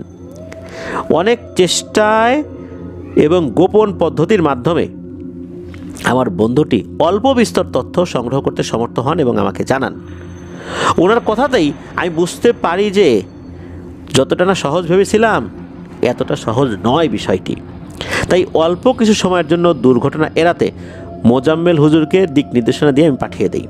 আলহামদুলিল্লাহ এর মাঝে আর কোনো বড় ক্ষয়ক্ষতি হয়নি, আর আমিও আরও কিছু তথ্য সংগ্রহ করতে সমর্থ হই। এখন আপনাদের মনে প্রশ্ন জাগতে পারে, কী এমন তথ্য আমার দরকার ছিল যার কারণে আমি এতদিন পরে এলাম? এবার সেই কথাই আমি বলবো। এতটুকু বলে থামেন আনসারি হুজুর। একটু পানি পান করে নিয়ে তিনি বলেন, মোজাম্মেল দোয়া দুরুদ পরে ঘরের দরজা জানালা সব বন্ধ করে দাও। মোহতামিম সাহেব আপনি একটু বাইরে গিয়ে সকল ছাত্রদের তাদের ঘরে পাঠিয়ে দিন এবং শিক্ষকদেরকে বলুন তাদের খেয়াল রাখতে। একটু অবাক হলে অল্প সময়ের ভেতরেই মোজাম্মেল হুজুর ও মোহতামিম হুজুর নিজেদের কাজ সেরে ফিরে আসেন। তারা ঘরে এসে বসতেই আনসারি হুজুর নিজে উঠে ঘরের দরজা জানালা বন্ধ করে দেন এবং গ্লাস থেকে হাতে পানি নিয়ে কিছু পরে ফু দিয়ে দরজা জানালা ও ঘরের ভিতরে ছিটিয়ে দেন। তারপর নিজের স্থানে এসে বসে বলতে শুরু করেন। উনি বলা শুরু করছেন, প্রথমেই উপস্থিত সকলের প্রতি অনুরোধ, আমি যতক্ষণ দরজা জানালা খুলতে না বলবো ততক্ষণ কেউ খুলবেন না বা বের হওয়ার চিন্তা ভাবনাও করবেন না, কারণ এখন আমি আপনাদেরকে বেশ কিছু কথা বলবো। আমি চাই না বাইরের কেউ কোনোভাবে সেটা শুনুক। দ্বিতীয়ত, আমি যতক্ষণ বলবো দয়া করে আপনারা চুপচাপ শুনবেন, কোনো প্রশ্ন থাকলে সেটা আমার কথা শেষে করবেন, এর আগে না। এই দুটি বিষয়ে আমি আপনাদের খেয়াল রাখতে অনুরোধ করছি। আনসারি হুজুরের এই কথায় সকলে একটু অস্বস্তি নিয়েই সম্মতি প্রদান করেন। তাদের ইতিবাচক সম্মতি পেয়ে হুজুর বলতে শুরু করেন, শুকরিয়া, এবার শুনুন। আমি আমার এই ক্ষুদ্র জীবনে আল্লাহ তাআলার দয়ায় বিভিন্ন ধরনের শয়তানের অনুসারী জিন এবং মানুষ, এই দুই জাতির বিরুদ্ধেই নিজের স্বল্প জ্ঞান দ্বারা রুখে দাঁড়ানোর চেষ্টা করেছি। মানুষও শয়তানের পূজারী হয়, জিনেরা তো অনেকেই হয়। প্রথম আমাকে অনেক কষ্ট ত্যাগ স্বীকার করতে হয়েছে। ধীরে ধীরে এই পথে চলতে চলতে রব্বুল আলামিনের অশেষ দয়ায় আমি অনেক বড় বড় আলেম, ইনসান এবং জিনেদের সাহায্য সহযোগিতা পেয়েছি। কখনো কখনো এমন অবস্থায় পড়তে হয়েছে যে মনে হয়েছিল এই বুঝি আমার জীবনের শেষ দিন, কিন্তু প্রতিবার আল্লাহ সুবহানাহু ওয়া তাআলার সাহায্য এসেছে এবং সেই খারাপ পরিস্থিতিতে আমি আল্লাহর রহমতে বের হয়ে যেতে সক্ষম হয়েছি। তবে এমন কিছু সময় এসেছিল আমার জীবনে যখন আমার সকল শিক্ষা জ্ঞান কাজে লাগিয়েও আমি সমাধান করতে পারিনি, উল্টো আমাকে কাপুরুষের মতো পালিয়ে আসতে হয়েছে। এমনি এক সমস্যার সমাধান করতে গিয়ে আমি জানতে পারি মুদামির নামের এক জিনের সম্পর্কে। ব্যক্তিগত কারণ আমি সেই ঘটনা আপনাদের বলতে পারছি না, তাই কিছু মনে করবেন না। মুদামির জিন জাতির মাঝে এক ভয়ানক নাম। মানব সমাজে কিছু মানুষ থাকে যারা একই সাথে শক্তিশালী, সকল কাজে পারদর্শী, বুদ্ধিমান, সুকৌশলী যোদ্ধা এবং অসম্ভব সাহসী। জিনেদের মধ্যে এরকম জিন কিন্তু রয়েছে। এখন ভেবে দেখুন, এই ধরনের মানুষ বা জিন যদি সাধারণ যারা আছে সাধারণদের জীবনে ত্রাসের কারণ হয়, তাহলে কি ভয়ানক অবস্থা হতে পারে ভাবতে পারেন? জিন জাতির মধ্যে এমন একটি ত্রাসের নাম মুদামির। মুদামিরের 10 জন ভাই আছে যারা তার আদেশে যে কোনো কাজ করতে দ্বিতীয়বার ভাবে না। মুদামির ও তার ভাইয়েরা সকলে যেমন শারীরিকভাবে প্রচণ্ড শক্তিশালী, সাহসী ও বেপরোয়া, তেমনি তীক্ষ্ণ বুদ্ধিমান ও কৌশলী। যুদ্ধ, দাঙ্গা, জাদুবিদ্যায় তাদের ভয়াবহতা, নৃশংসতা জিনেদের মুখে মুখে আলোচিত হয় এখনও। আমার বন্ধু জিন সুলতানের কাছে শুনেছি শুধুমাত্র সে এবং তার ভাইয়েরা 11 জন মিলে ইবলিশের অনুসারী 250 থেকে 260 জন শক্তিশালী ইফরিতদের একটি গোপন কালো জাদুকর গোষ্ঠীকে তাদের সীমানার উপর দিয়ে চলাচল করার কারণে নৃশংসভাবে খুন করে ফেলে এবং তাদের কাটা মাথা ইবলিশ অনুসারীদের দেখার জন্য নিজেদের সীমানার চিহ্ন স্বরূপ টাঙিয়ে রাখে। এমন আরও অনেক অনেক উদাহরণ আছে, সেসব বলে আমি আপনাদের ভয় বাড়াতে চাই না। তবে এতটুকু বলি, মুদামির নামটি জিনেদের জন্য ভয়ের আর এক নাম। মানুষের সাথে সে কখনো নিজ থেকে কোনো ঝামেলায় জড়ায় না। তবে কোনো মানুষ নিজের অজান্তে হোক বা জেনে হোক যদি তার কোনো ভাইদের কোনো ক্ষতি করে বা চেষ্টা করে, তাহলে মুদামির সেই মানুষকে নরক যন্ত্রণা দিয়ে তিলে তিলে হত্যা করে।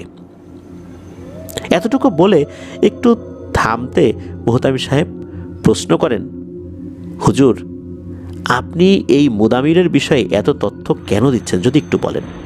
আপনার কি ধারণা গ্রামের এসব ঘটনায় তার কোনো হাত আছে? আনসারি হুজুর বলেন, এই প্রশ্নের উত্তর দেওয়া আমার জন্য বেশ কঠিন।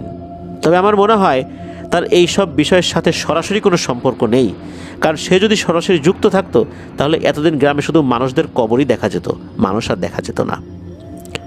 আর যারা জীবিত থাকতো তারা বহুদূর পালিয়ে চলে যেত।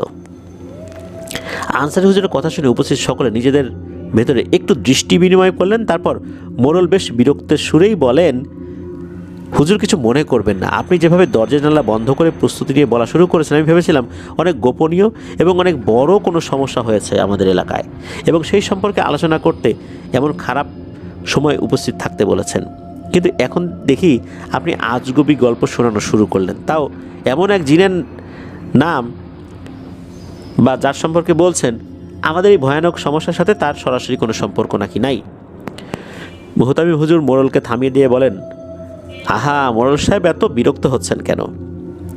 হুজুর তো এখনও তার কথা শেষ করেন নাই, আরও মনোযোগ দিয়ে ওনার সব কথা শোনেন, তারপর যা বলার বলবেন।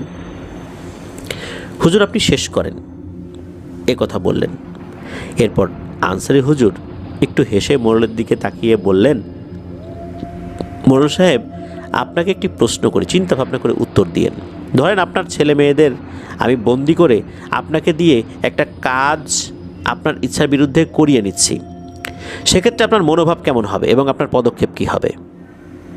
এ প্রশ্নে একটু চুপ থেকে মোড়ল রেগে বলেন, মুহতামিম সাহেব, আপনার দিকে তা আমি এতক্ষণ কিন্তু চুপচাপ থেকেছি, কিন্তু এখন তো আর ধৈর্য ধরে রাখতে পারছি না। কাকে নিয়ে আসছেন? এখনও কোনো কাজই করতে পারে নাই, সমস্যার কোনো সমাধান করতে পারেনি, উল্টো আমার সন্তানদেরকে নিয়ে রসিকতা করছে, আর আমাকেও এই রসিকতায় অংশগ্রহণ করতে বলেছে। আপনি কিছু বলেন, তা না হলে আমার পক্ষে এই হুজুরের সম্মান ধরে রাখা আর সম্ভব হবে না। মুহতামিম সাহেব কিছু বলতে যাচ্ছিলেন, কিন্তু আনসারি হুজুর হাত তুলে ইশারায় তাকে থামিয়ে দিয়ে বললেন, মোড়ল সাহেব, আমি আপনাকে শুধু একটু কল্পনা করতে বলেছি, তাতেই আপনি রেগে কত কথা বলে ফেললেন। আপনি পয়সাওয়ালা মানুষ, আপনার মুখের উপর কেউ সহজে কথা বলে না, আপনার দোষ থাকলেও কেউ বলার সাহস করে না, তাই আপনি নিজের দোষ কখনো দেখতে পান না। আপনি প্রশ্ন করে উত্তর শুনতে অভ্যস্ত, কিন্তু আপনাকে প্রশ্ন করলে তার উত্তর দিতে অভ্যস্ত নন, যার কারণে আমার করা এই প্রশ্নের উত্তর আপনার কাছে এখন নেই। তবে উত্তর আপনি ঠিকই পাবেন, এবং তখন উত্তরটা আমাকে দিতে পারবেন না। এই প্রশ্নটি যে কারণে করেছি, সেই কারণকে আপনার অর্থ সম্পদ, সম্মান, প্রতিপত্তি, ক্ষমতা সব কিছু সর্বোচ্চ ব্যবহার করেও আটকাতে পারবেন না। আপনাকে বিরক্ত করার জন্য অনেক দুঃখিত, আপনি এখন আসতে পারেন। আনসারি হুজুরের কথা শেষ হতেই মোড়ল উঠে দাঁড়িয়ে দরজার দিকে এগিয়ে যান। ঠিক তখনই আনসারি হুজুর পেছন থেকে তাকে ডেকে বলেন, ও ভালো কথা মোড়ল সাহেব, আপনার কাজের সেই লোকটিকে কি খুঁজে পেয়েছিলেন? এই প্রশ্নে মোড়ল ঘুরে দাঁড়িয়ে চোখ কটমট করে হুজুরের দিকে তাকিয়ে সংক্ষেপে না বলেই উনি দরজা খুলে বের হয়ে যান। মোড়লের এমন ব্যবহার ঘরে উপস্থিত বাকি দুইজন আসলে হতভম্ব হয়ে যান এই ব্যবহারের কারণে।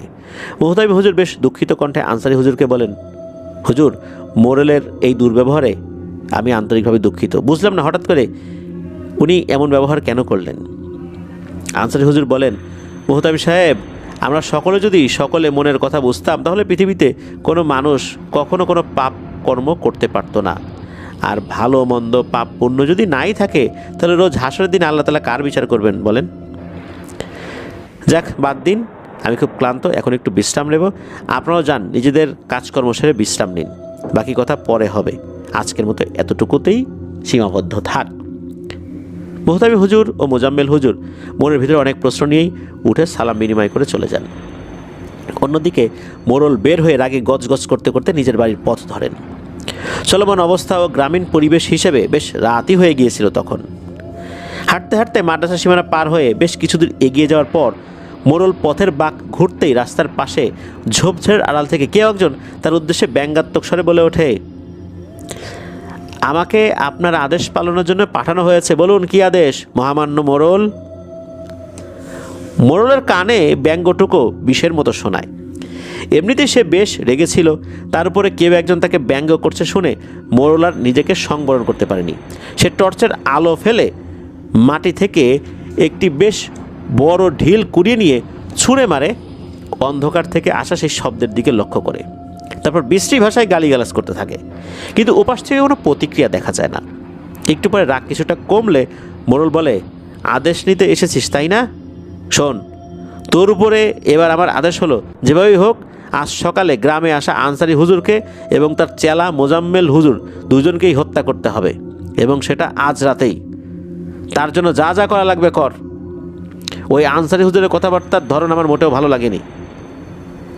ঝোপের আড়াল থেকে শুধু একটি কথাই শোনা গেল, যেমন তোর ইচ্ছা। যখনই এরকম শুনেছে ভয়ঙ্কর একটা কণ্ঠে যেমন তোর ইচ্ছা, এইটা শোনার সাথে সাথে মোড়লের অন্তরাত্মা কেঁপে ওঠে। থরথর করে তার শরীর কেঁপে ওঠে। শরীরের কম্পনের কারণে ভয়ে হাত থেকে তার টর্চ লাইটটাও পড়ে যায়।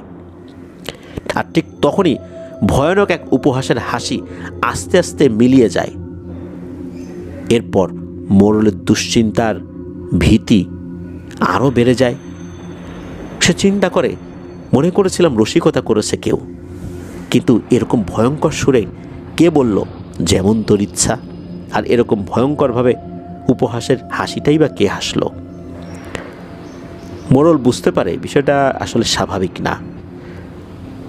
আবার নিচ থেকে টর্চটা কুড়িয়ে হাতে নিয়ে ভীত মনেই বাড়িতে ফেরত যায়। পরদিন সকালবেলা মোড়ল বাড়িতে উঠোনে বসে গ্রামের একটি পারিবারিক ঝামেলার বিচার করছেন। এমন সময় মুহতামিম সাহেব ছুটতে ছুটতে মোড়লের বাড়ি আসেন। তাকে খুব হাঁপাতে দেখে মোড়ল বুঝতে পারে বেশ বড় ধরনের কোনো সমস্যা হয়েছে।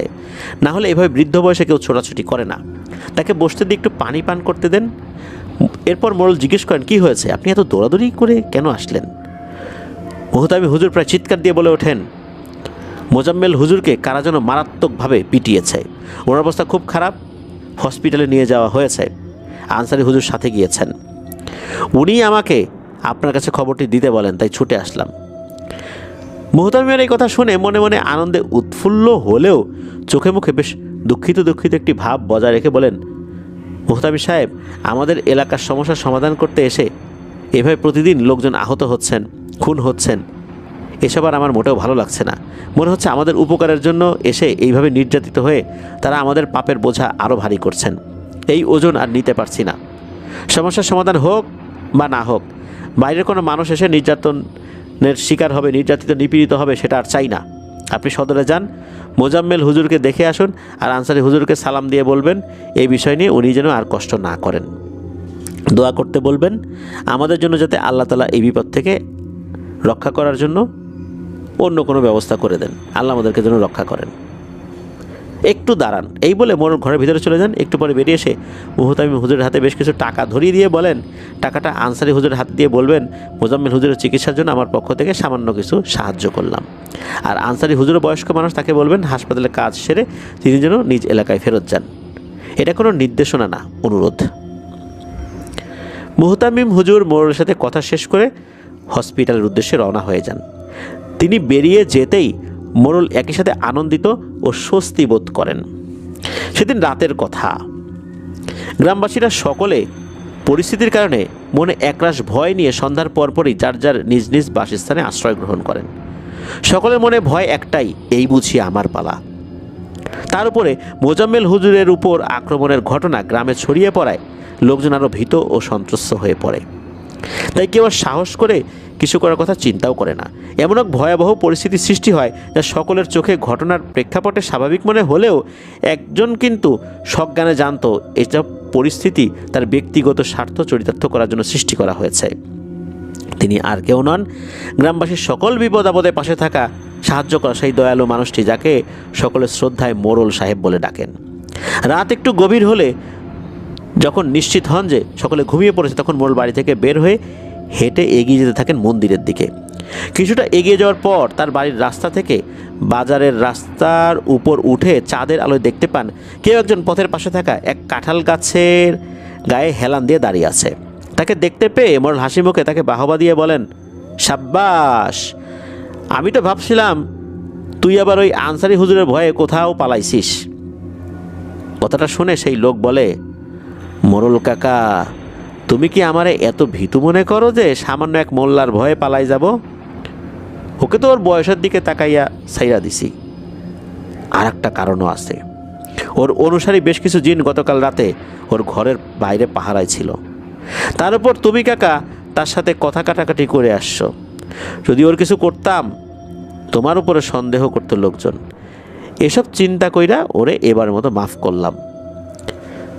মোড়ল সব শুনে বলে, আচ্ছা, এই কথা তো আমি ভাবি নাই, মাথা বেশি গরম ছিল, তাই কিছু চিন্তা না করেই দুইজনের মারতে বলছি। এখন তুই কটা দিন একটু চুপচাপ থাক, একটু অবস্থা ঠান্ডা হয়ে আসলে বাকি কাজ শেষ করা যাবে। মন্দিরে ঢুকতে পারছিস? উত্তরে সেই লোক বলে, না মোড়ল কাকা, এই জিনিসটাই আমি বুঝতেছি না।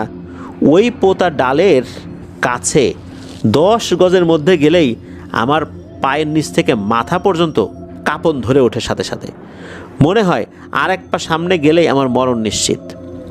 এত বছর ধরে জাদু করতেছি, কত বাঘা বাঘা কবিরাজ আমার জাদুর মোকাবেলা করতে যায় মারা গেল, আর এখন এক জিন পোষা মোল্লার সাগরেদের কয়টা ডাল আমার মাথা ব্যথার কারণ হয়ে দাঁড়াইছে।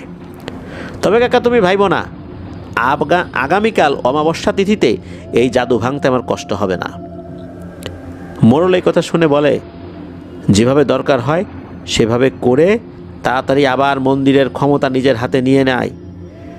দ্রুত নিজের হাতে এই ক্ষমতা নিয়ে আসতে হবে, আর না হয় পরে কিন্তু ভোগা লাগবে। লোকটি উত্তরে বলে, ঠিক আছে। এই বলে নিজের ভাবনায় ডুবে গেল। মোড়ল নিজের পকেট থেকে বেশ কিছু টাকা বের করে লোকটির হাতে দিয়ে বলে, এগুলো রাখ, লাগলে খরচ করিস। অন্য মনস্কভাবে টাকাটা হাতে নিয়ে আর কোনো কথা না বলে লোকটি রাতের অন্ধকার পথে হাঁটতে হাঁটতে হারিয়ে যায়। মোড়লও আস্তে আস্তে বাড়ির দিকে এগিয়ে যেতে যেতে ভাবে, আর কয়েকটা দিন বুদ্ধি খাটিয়ে চলতে পারলেই তার আর কোনো চিন্তাই থাকবে না। 3 পুরুষ বসে বসে খেতে পারবে, সেই ব্যবস্থাই কিন্তু সে করেছে। পরের দিন অমাবস্যা তিথি। সকাল থেকে বিকেল পর্যন্ত খুবই মানসিক চাপের মধ্যে দিয়ে যেতে হয় মোড়লকে। কি হবে সন্ধ্যায়? তান্ত্রিক লোকটি মন্দির পুনরুদ্ধার করতে পারবে কিনা, কোনো ঝামেলা হলে পরবর্তী পদক্ষেপ কি হবে, এসব ভাবতে ভাবতেই তার সারাটা দিন চলে যায়। তখনকার গ্রামের মানুষ চাঁদের হিসাব খুব ভালোই রাখতেন, তাই অমাবস্যার রাতের কথা মাথায় রেখে সকলে দ্রুত কাজ শেষ করে যে যার বাড়িতে ফেরত যান। সন্ধ্যার পর মোড়ল বাড়ির উঠোনে পাটিতে বসে কিছু ভাবছিলেন, এমন সময় বাড়ির সীমানার বাইরে দাঁড়িয়ে রাতের সেই লোকটি, মোড়ল কাকা বাইরে আসো বলে ডাক দেয়। মোড়ল আগে থেকেই তৈরি ছিল, সে উঠে একটি চটের বস্তা হাতে নিয়ে টর্চ জেলে বাড়ির বাইরে বেরিয়ে আসে। বস্তাটি সেই লোকের হাতে দিয়ে জিজ্ঞেস করে, সব জিনিস পাইছিস? তখন সে উত্তর দেয়, হ্যাঁ কাকা, তবে বাচ্চাটা জোগাড় করতে একটু কষ্ট হয়েছে, কিন্তু আগে থেকে সব জিনিস ঠিকঠাক করে রাখছিলাম তো, তাই ঝামেলা ছাড়াই আনা গেছে। আর কাকা, আজকার কাজ শেষ হলে আমি কিন্তু কয়দিন গা ঢাকা দেব, বুঝতে পারতেছো তো? কাল সকাল থেকে কিন্তু বাচ্চাটার খোঁজ শুরু হবে, সেই সময় আমার ধারে কাছে না থাকাই ভালো। মোড়ল তার কথা শুনে বলে, আজকে রাত্রি শেষ করে তাহলে তুই গা ঢাকা দে, তবে কাজ কিন্তু আজকে রাত্রে শেষ করতে হবে। উত্তরে শুধু হুম বলে দুজন হাঁটতে শুরু করে প্রাচীন মন্দিরের দিকে। খানিকক্ষণ পর মাঠের কাছাকাছি এসে লোকটি বলে, কাকা মনোযোগ দিয়ে শোনো, আমি হাড়ি কাঠ বানাইয়া যজ্ঞে বসার পর কিন্তু আর উঠতে পারবো না। আমি ইশারা দিলে তুমি কোপ বসাবা, এর আগে কোনো কারণে আমার যদি আসন ছেড়ে উঠতে হয় তাহলে কিন্তু আমি মরছি, তুমিও মরবা। এমন কিছু যাতে না হয় এই জন্য নাও। এই বলে ছোট একটা কৌটা মোড়লের হাতে দিয়ে বলে, এর ভেতরে মরা পোড়া ভস্য আছে, অর্থাৎ ছাই আছে। আমি মন্ত্র পড়ে এটাকে সিদ্ধ করে দিছি। যদি দেখো কেউ আমার যজ্ঞের 7 থেকে 8 হাতের ভেতরে চলে আসছে, জিন মানুষ যে হোক না কেন, তার দিকে এই জিনিসটা ছুঁড়ে দিতে ভুলো না। নির্দেশনা দেওয়া শেষ করে তান্ত্রিক লোকটি স্কুলের দিকে হেঁটে এগিয়ে যায়, আর একটু পরেই ফেরত আসে 3 বা 4 বছর বয়সে একটি শিশু কন্যাকে সাথে নিয়ে। বাচ্চাটি তখন ঘুমে। মোড়লের কোলে দিয়ে তান্ত্রিক মন্দিরের দিকে এগিয়ে যায়। যতটুকু পর্যন্ত তার পক্ষে যাওয়া যায় সে গেল। তারপর শেষ কদম ফেলে তার চারপাশে 8 থেকে 10 ফুটের ব্যাসের একটি বৃত্ত তৈরি করে তার মাঝে যজ্ঞযন্ত্র অঙ্কন করে মাঝে হাঁড়িকাঠ বসিয়ে দেয়। তারপর নিজে মন্দিরের দিকে মুখ করে হাঁড়িকাঠ সামনে রেখে আরেকটি যন্ত্র এঁকে ধুনি জেলে বসে। সব কিছু শেষ করে মোড়লকে বলে, কাকা, অনেক কিছু দেখবা, শুনবা, ভয়ও পাবা, কিন্তু যাই হোক বৃত্ত সাইডে কিন্তু বাইরে বের হতে পারবা না।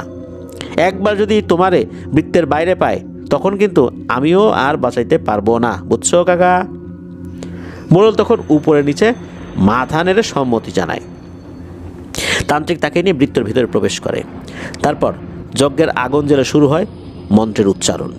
নিস্তব্ধ সেই অমাবস্যার রাতে মনে হচ্ছিল মন্ত্রের শব্দগুলো যেন পৃথিবীর অতল কোনো এক গহ্বরের মধ্যে থেকে উঠে আসছে। রাতের নিশাচর পশু, পাখি, কীটপতঙ্গ সবাই যেন বুঝতে পারছে যে এই রাত মৃত্যুর রাত, শব্দ করা যাবে না। এইভাবে বেশ খানিকক্ষণ চলে। তারপর তান্ত্রিক উঠে ঘুমন্ত শিশুটিকে নিয়ে হাঁড়িকাঠে গলা আটকে বসিয়ে দেয়। তখনই শিশুটির ঘুম ভাঙে, আর এদিক ওদিক তাকিয়ে নিজের পরিচিত কাউকে দেখতে না পেয়ে ভয়ে শুরু করে দেয় কান্না। কিন্তু তার সামনের পাষণ্ড দুটি কি এই কান্নায় ভোলে? মন্ত্র আওড়াতে আওড়াতে সাথে আনা যেই খড়গ, এই জিনিসটা পাথরে ঘষে ঘষে ধার বাড়াতে থাকে। শিশু বাচ্চাটি হয়তো বুঝতে পারে যে তার সামনে মানুষরূপী এই দুটি পিশাচ তাকে আঘাত করবে, তাই মা মা বলে কান্না করতে করতেই নিজের ছোট ছোট 4 হাত পায়ে ধাক্কা দিয়ে সরিয়ে দিতে চেষ্টা করে আর কি। কিন্তু আসলে তো তার গলাটা এই হরিকাঠে আটকানো। বাচ্চাটার এমন অবস্থা দেখলে যে কোনো খুনি মানুষেরও মনও হয়তো গলে যেত, কিন্তু মোড়ল ও তান্ত্রিক এরা তো খুনি পিশাচ, তাদের মনে কোনো দয়া মায়া তো দূরে থাক। বাচ্চাটার অবস্থা দেখে মোড়লের চোখে মুখে ফুটে ওঠে এক পৈশাচিক আনন্দ, যা প্রকাশ পায় তার কণ্ঠে।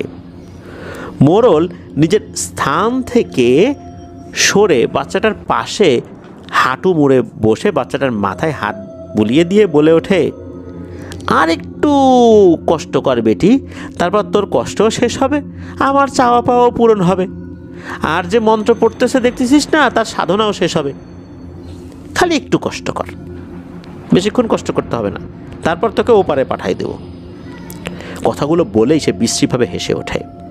তার হাসির শব্দে বাচ্চাটি ভয় পেয়ে আরও জোরে কেঁদে ওঠে। আর সে কান্না দেখে মোড়ের আনন্দ আর কে দেখে। সে উচ্চস্বরে পাগলের মতো হাসে। এমন সময় তান্ত্রিক বলে ওঠে, কাকা, এই খড়গ ডান হাতে নিয়ে হরিকাঠের সামনে দাঁড়াও, আমি যজ্ঞ শুরু করব। আমার দিকে খেয়াল রাখো, আমি ইশারা দিলেই এক কোপে মাথা ফালাইয়া দিবা। মোড়ল হাতে তুলে নেয় সেই খড়গ, তারপর গিয়ে দাঁড়ায় এই হাঁড়িকাঠের সামনে। এদিকে ঝোলা থেকে একটি অদ্ভুত মূর্তি বের করে ধুনির সামনের যেই আগুন, এই ধুনির আগুনের সামনে রেখে মন্ত্রপাঠ করতে শুরু করে সেই তান্ত্রিক। মন্ত্র পড়তে পড়তে সে আবার ঝোলায় হাত দিয়ে বের করে মানুষের শরীরের একটি হাড়, সেটা মূর্তির নিচের দিকে ছুঁয়ে নিয়ে আবার মন্ত্রপাঠ করতে শুরু করে। ধীরে ধীরে বাড়তে থাকে তার উচ্চারণের গতি ও শব্দ। একটা সময়ে মন্ত্র পাঠ করছে সেটা না বলে মন্ত্র চিৎকার করে বলছে, এমন একটা অবস্থা।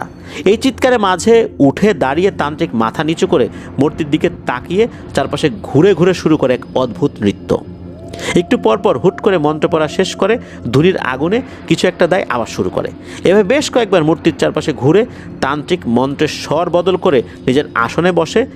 আর ঠিক তখন মোড়ল ধুনির আগুনের আলোতে দেখতে পায় তান্ত্রিকের পেছনে বৃত্তের বাইরে পুরনো ছেঁড়া কালো কাপড়ে সমগ্র শরীর ঢেকে 40 থেকে 50টি খুব লম্বা চওড়া অবয়ব এসে দাঁড়িয়েছে। মোড়ল বেশ ভয় পেয়ে যায়। তান্ত্রিক মন্ত্র পড়তে পড়তে ইশারায় মোড়লকে বুঝিয়ে দেয় যে ওরা কাছে চলে এসেছে। তারপর এই খড়গ একটু উঁচু করে ধরার ইশারা দেয়, একই সাথে মন্ত্র উচ্চারণের গতিও বেড়ে যায়। এমন সময় হঠাৎ সশব্দে খুলে যায় মন্দিরের দরজা। সেই শব্দে মোড়ল চমকে উঠে মাথা ঘুরিয়ে তাকায় সেদিকে, আর ঠিক তার 1 সেকেন্ডে, মানে ওইদিকে যখন তাকিয়েছে তার ঠিক 1 সেকেন্ড পরেই তান্ত্রিক ইশারা দেয় এই খড়গ চালানোর। কিন্তু আল্লাহ যদি কাউকে বাঁচান, কেউ কি কাউকে মারতে পারে? ওই 1 সেকেন্ডের অমনোযোগী হয়ে মোড়ল তান্ত্রিকের ওই খড়গ চালানোর ইশারাটা আসলে দেখতে পায় না। তান্ত্রিকের মন্ত্র পাঠ ও শেষ যেই মন্ত্রের যেই অংশটা, এটাও কিন্তু একদম শেষ পর্যায়ে শেষও হয়ে গেছে। মন্ত্র উচ্চারণের শব্দ বন্ধ হতেই আবার মোড়ল তান্ত্রিকের দিকে ফিরে তাকায়, দেখে তান্ত্রিক 2 হাতে চুল খামছে, মাথা নিচু করে বসে আছে চুপচাপ। মোড়ল তখনই টের পায় ঠান্ডা কিছু একটা তার পায়ের উপরে চলাচল করছে। সে মাথা একটু উঁচু করে তাকাতে দেখতে পায় কোথা থেকে যেন 10 থেকে 12 ফুট দৈর্ঘ্যের একটি কালো কুচকুচে সাপ তার ডান পা পেঁচিয়ে উপরের দিকে উঠছে। মোড়ল পায়ের দিকে তাকিয়ে ভয়ে চিৎকার দিয়ে সাপটিকে পা থেকে ছাড়ানোর উদ্দেশ্যে কয়েকটি লাফ দেয়।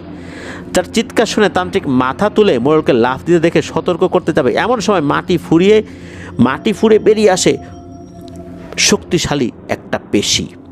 ঘাড়ের নিচ পর্যন্ত চুল, ভয়ঙ্কর প্রতিশোধ পরায়ণ নীল 2 চোখ সম্বলিত এক সুবিশাল শক্তিশালী অবয়ব। তান্ত্রিক কী হচ্ছে কিছু বুঝে ওঠার আগেই সেই অবয়ব মোড়লের দিকে তার 1 হাত চালিয়ে দেয়, অনেকটা সরিয়ে দেওয়ার ভঙ্গিতে। সেই আঘাত এতই শক্তিশালী ছিল যে মোড়ল প্রায় শূন্যে উঠে পড়ে যায় মন্দিরের দরজার খুব কাছাকাছি এবং সেখানে অচেতন অবস্থায় পড়ে থাকে। দৃষ্টি সেদিকে যেতেই তান্ত্রিকের চোখ পড়ে মন্দিরের ভেতর থেকে জুব্বা পাগড়ি পরিহিত 2 জন মানুষ বেরিয়ে আসছে। তাদের দুজনকে দেখে তান্ত্রিক বুঝতে পারে এত কষ্ট করে গুছিয়ে আনা সব কাজ এরাই পণ্ড করেছে। প্রবল আক্রোশে তান্ত্রিক কিছু একটা বিড়বিড় করে উচ্চারণ করে তাদের 2 জনের দিকে হাতের যেই হাড়টা রয়েছে, মানুষের হাড়, এটা হাড় দিয়ে কিছু একটা নির্দেশ করতেই তান্ত্রিকের পেছনে কালো অবয়বগুলো তাদের দিকে পায়ে পায়ে এগিয়ে যেতে থাকে, ঠিক যেভাবে আর্মি বা শৃঙ্খলা বাহিনীরা কুচকাচ করতে করতে এগিয়ে যায় ওইভাবে। হুজুরদের 20 থেকে 30 হাতের ভেতরে আসতেই অবয়বগুলো দেখতে পায় হুজুরদের সামনে এসে দাঁড়িয়েছে সেই শক্তিশালী জিন, যার হাতের ঝাপটায় মোড়লের মরমর অবস্থা। তাকে দেখেই সামনের দিকে এগিয়ে আসা কালো অবয়বগুলো থমকে দাঁড়িয়ে যায়। ভয়ঙ্কর এক কণ্ঠে সেই জিন কিছু একটা বলে। হুজুরদের সেই কথা বুঝতে না পারলেও হুজুররা কিন্তু কেউই সেই কথা বুঝতে পারেনি যে আসলে কি বলল, কিন্তু এই কথা তান্ত্রিক কিন্তু ঠিকই বুঝতে পারে। হুজুররা যজ্ঞের আগুনের স্বল্পলে দেখতে পায় তান্ত্রিকের চোখের সেই আক্রোশ ধীরে ধীরে মিলিয়ে গিয়ে সেখানে ভর করেছে প্রবল ভয়ের এক ছাপ। এর মাঝে কালো অবয়বগুলির সামনের সারিতে থাকা 3 জন প্রবল বেগে ধেয়ে যায় সেই শক্তিশালী জিনের দিকে, কিন্তু সে খুব অনায়াসেই তাদের দুটোকে 2 হাতের আঘাতে একদম শেষ করে ফেলে বাকি যেগুলো ছিল এদের সামনে এই কয়টাকে মাটির উপর ফেলে দেয়। আর এদের মুখের উপর নিজের 1 পা তুলে দাঁড়িয়ে তান্ত্রিকের দিকে তাকিয়ে বলে, মূর্খ ইনসান, তুই এই নিম্ন শ্রেণীর কিছু পোকামাকড় দিয়ে মুদামিরের সাথে লড়তে এসেছিস? এরা তো আবার গর্জনেই অর্ধেক সাফ হয়ে যাবে রে। এই বলে মাটিতে থাকা অবয়বটির মাথায় প্রবল এক লাথি বসিয়ে দেয়। হুজুরদের কাছে মনে হলো মাটি কেঁপে উঠেছে। তান্ত্রিক বুঝতে পারে এর সাথে সে পারবে না। তারপর শেষ চেষ্টা হিসাবে ছাইয়ের কৌটা থেকে ছাই নিয়ে নিজের শরীরে মেখে নেয়। আসলে সেই হুজুর 2 জন কে ছিল? এর মধ্যে একজন ছিল আনসারি হুজুর। আনসারি হুজুর এগিয়ে এসে বলেন, তুচ্ছ শয়তানের অনুসারী, তোরা ধোকা দিতে দিতে এমন একটা অবস্থায় এসে পৌঁছেছিস, তোরা মনে করিস যে তোদের থেকে বুদ্ধিমান আর কেউ নাই, তাই না? আরে ছাগল, তুই বাচ্চাটাকে নিয়ে আসতে মোড়লকে দাঁড় করিয়ে যখন গিয়েছিলি তখনই মুদামির ওই কৌটা পরিবর্তন করে দেয়। তোর কৌটায় সাধারণ ছাই ছাড়ার কিছুই নাই রে। এই কথা বলে মুদামিরের দিকে ফিরে বলেন, মুদামির, আমি আমার কথা রেখেছি। আপনার ভাইয়েরা সবাই তান্ত্রিকের বশ থেকে এখন মুক্ত। তবে হঠাৎ করে বশমুক্ত হয়ে একটু অসুস্থ বোধ করছেন সবাই। অল্প সময়ের মধ্যেই ইনশাল্লাহ সুস্থ হয়ে যাবে। আশা করব আপনিও আপনার কথা রাখবেন, আর কথা মতো তান্ত্রিক আপনার রইল। এই কথা বলে মোজাম্মেল হুজুরকে মোড়লকে তুলে নিতে বলে আনসারি হুজুর সেই বাচ্চাটাকে হাড়িকাঠ থেকে মুক্ত করে কোলে তুলে নিয়ে হাঁটতে শুরু করেন। পেছন থেকে আকুল মিনতি শোনা যায় তান্ত্রিকের, হুজুর আমারে রেখে যায়েন না, আমারে নিয়ে যান হুজুর। কিন্তু হুজুরকে আর পিছনে ফিরে তাকান। হাঁটতে হাঁটতে মসজিদের কাছে এসে মোজাম্মেল হুজুর বলেন, এই মোড়লকেও রেখে আসা উচিত ছিল না হুজুর? প্রশ্নের উত্তর আসে মসজিদের দরজার দিক থেকে। মোজাম্মেল হুজুর দেখতে পান মসজিদের ভেতর থেকে বেরিয়ে আসছেন 3-4 জন মানুষ। কাছে আসতেই চিনলেন মুহতামিম হুজুর, দারোগা এবং 2 জন সিপাহী। তাদের চেহারা দৃষ্টিগোচর হলে মোজাম্মেল হুজুর দেখেন ভয়ে তাদের মুখ প্রায় রক্তবর্ণ। দারোগা বলেন, মোড়লের ব্যাপারে আমার পাঠানো, অর্থাৎ প্রথম দিকে পাঠানো 2 জন সিপাহী আমাকে অনেক কিছুই বলে, কিন্তু প্রমাণ ছাড়া কীভাবে যে ধরবো বুঝতে না পেরে নিজেই এসেছিলাম, আর মরতে মরতে আল্লাহর রহমতে বাঁচছি। তারপর আজকে সকালে আনসারি হুজুরের চিঠি পেয়ে দেরি না করে রওনা দেই। মুহতামিম হুজুর আনসারি হুজুরকে জানালে তিনি গ্রামে আসার আগেই, বেশ অনেক আগেই এই বিষয়ে আমার সাথে যোগাযোগ করেন। তাই ওনার পরামর্শ মোতাবেক মোড়লের কাজের লোকটাকে গোপনে খুঁজে বের করার চেষ্টা করি। আর তখনই জানতে পারি লোকটার কিছু কালো জাদুর জ্ঞান রয়েছে। আনসারি হুজুর আমার তথ্যের উপর নির্ভর করে ওনার বাকি কার্যক্রম পরিচালনা করেন। অচেতন মোড়লের হাত বেঁধে সেই রাতেই ট্রলারে চেপে দারোগা সেপাই সমেত চলে যান। বাচ্চাটার পরিবারের কাছে আসলে পৌঁছে দেবে কি না জিজ্ঞেস করলে আনসারি হুজুর বলেন, না এটা আমি পারবো, আপনাদের কষ্ট করতে হবে না। অর্থাৎ পুলিশদেরকে আর কষ্ট করতে নিষেধ করেন, এনারা এটা করে দেবেন। দারোগা তো দলবল চলে গেলে মাদ্রাসায় এসে ঘুমন্ত শিশুটিকে শুইয়ে দিয়ে হুজুরগণ কিছুক্ষণ বিশ্রাম নিতে বসেন। মুহতামিম হুজুর তখন জিজ্ঞেস করেন, আনসারি হুজুর, আপনি কি জানতেন যে আজকে রাতেই মোড়ল এবং তার তান্ত্রিক কাজ শেষ করার চেষ্টা করবে? আনসারি হুজুর বলেন, ও ভাই, আমি কীভাবে ভবিষ্যৎ জানবো? এগুলো মনে করাও গুনাহের কাজ। মুহতামিম হুজুর আবার জিজ্ঞেস করেন, তাহলে কি আপনি জিন মারফত জেনেছেন? আনসারি হুজুর এবার একটু রাগত স্বরেই বলেন, ভাই, মনে হয় রাতের ভয়গুলো আপনার মাথায় কোনো সমস্যা করেছে। ইনসান রাব্বুল আলামিনের সৃষ্টির সেরা সৃষ্টি, আর সেই সৃষ্টি হয়ে আমি অন্য কারো সাহায্য নেয়ার কথা শুরুতেই মাথায় নেই না। একটু বুদ্ধি খাটিয়ে তান্ত্রিক আর মোড়লকে আজ রাতে আসতে বাধ্য করেছি। দয়া করে এই বিষয়ে আর কোনো প্রশ্ন করবেন না। আমি মুদামিরের কাছে প্রতিজ্ঞাবদ্ধ কিছু প্রকাশ করতে পারবো না। যদি কোনো দিন তিনি অনুমতি দেন তাহলে সব বুঝিয়ে বলবো, না হয় মাফ করে দিয়েন, কারণ অনেক কিছু আসলে গোপন রাখা হয়েছে। তবে আগামী জুম্মাবার আমার মাদ্রাসায় উপস্থিত থাকলে ইনশাল্লাহ আপনাদের অনেকগুলো প্রশ্নের উত্তর দিতে পারবো বলে আশা করি। এই বলে আনসারি হুজুর শেষ করেন তার জীবনের খুবই গুরুত্বপূর্ণ একটি অভিযান। অনেক পরে আনসারি হুজুরের মৃত্যুর কিছুদিন আগে তার সাথে কথা বলতে বলতে এই ঘটনার কথা উঠলে মোজাম্মেল হুজুর সেই তান্ত্রিকের কী হয়েছিল জানতে চাইলে আনসারি হুজুর বলেন, এই তান্ত্রিক মুদামিরের কয়েদখানায় আমৃত্যু সাজা ভোগ করছে, এবং কোনো শয়তানকে যদি মৃত্যুদণ্ড দেওয়া হয় তাহলে তার জল্লাদ হিসাবে সেই তান্ত্রিককে ভূমিকা পালন করতে হয়। অর্থাৎ এই মুদামির যদি কাউকে ধরে নিয়ে আসে তাহলে এই তান্ত্রিককে বলে যে এটার কল্লা ফেলে দাও, সে জল্লাদ হিসাবে ভূমিকা পালন করে। শুধুমাত্র তাকে এটাই বোঝাতে যে সৃষ্টির সেরা মাখলুকাত হয়েও সে মহান আল্লাহ সুবহানাহু ওয়া তাআলার সকল নিয়ামত অস্বীকার করে শয়তানকে নিজের প্রভু হিসাবে স্থান দিয়েছে, আর সে যাদেরকে প্রভু মনে করত এদেরকেই সে নিজের হাতে কতল করছে। তাহলে তার প্রভুরা কতটা দুর্বল, এটা বোঝানোর জন্যই তাকে জল্লাদ হিসাবে নিযুক্ত করা হয়েছে। এটাই তার শাস্তি। পরবর্তী জুম্মাবার মুহতামিম হুজুর কোনো একটা কারণে যেতে পারেননি, তবে মোজাম্মেল হুজুর ছিলেন এবং তার ভাষ্যমতে এরপরে অনেক কাজ তিনি করেছেন, কিন্তু মুদামিরের কাজের জন্য সেই জুম্মার দিন রাতে যে পারিশ্রমিক পেয়েছিলেন তার সারা জীবনের অর্জিত পারিশ্রমিকের কাছে একদমই তুচ্ছ আর কি। মানে যে পারিশ্রমিকটা উনি পেয়েছিলেন তা তিনি সারা জীবন যা অর্জন করছেন ওই পারিশ্রমিক অর্থাৎ মুদামিরের কাছ থেকে যেটা পেয়েছেন এটা অনেক অনেক বেশি। আর তার সারা জীবনের পারিশ্রমিক সেটা অনেক তুচ্ছ।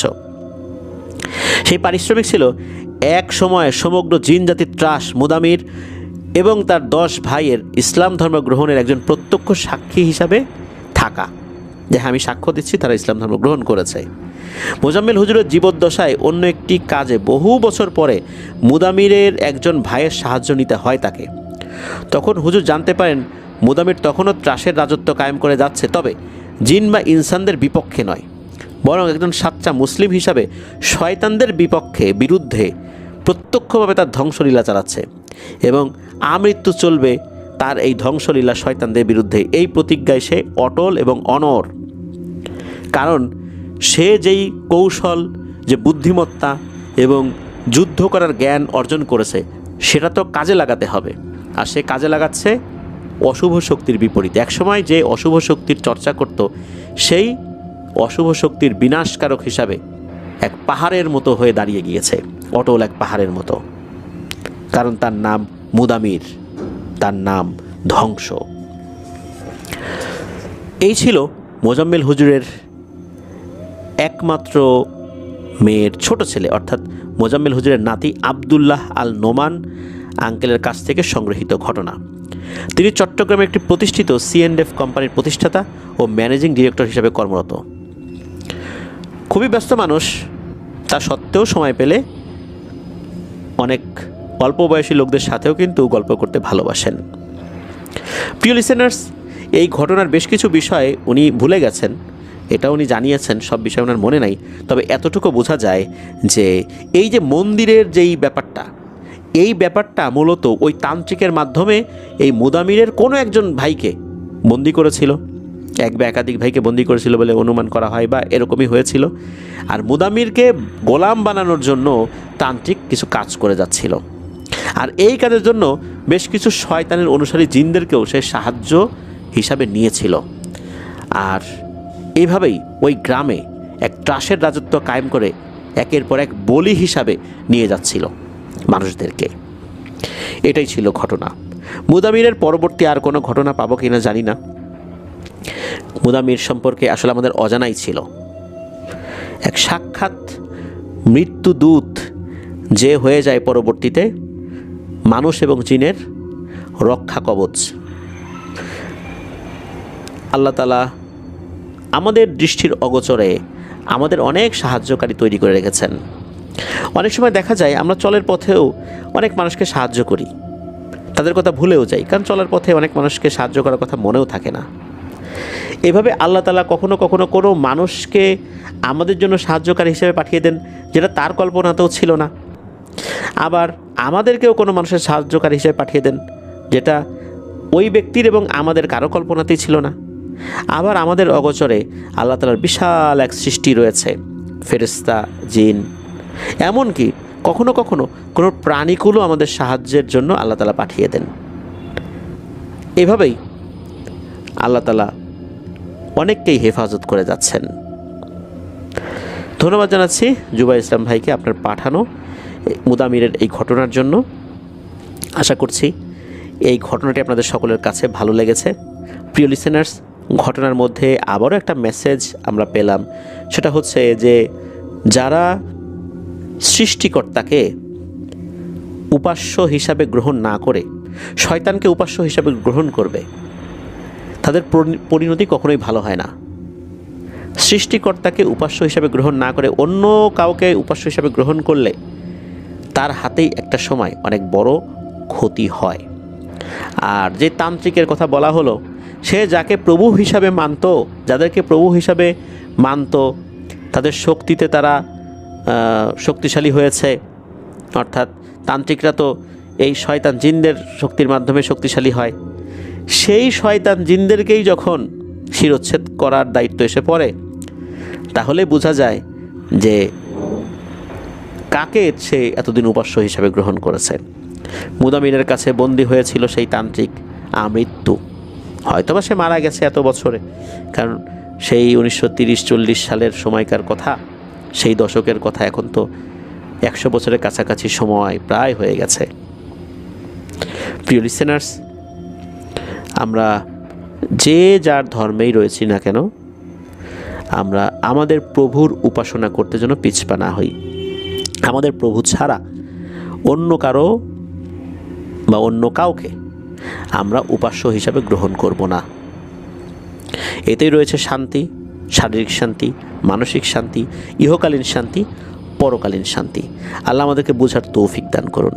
প্রিয় লিসেনার্স, ঘটনা কেমন লাগলো তা জানিয়ে এই ভিডিওর কমেন্ট সেকশনে কমেন্ট করতে ভুলবেন না। এছাড়া আমাদের ফেসবুক পেজ আর গ্রুপ তো রয়েছেই, আপনাদের হরবল নামে, সেখানে গিয়েও আপনারা আপনাদের মতামত জানাতে পারেন।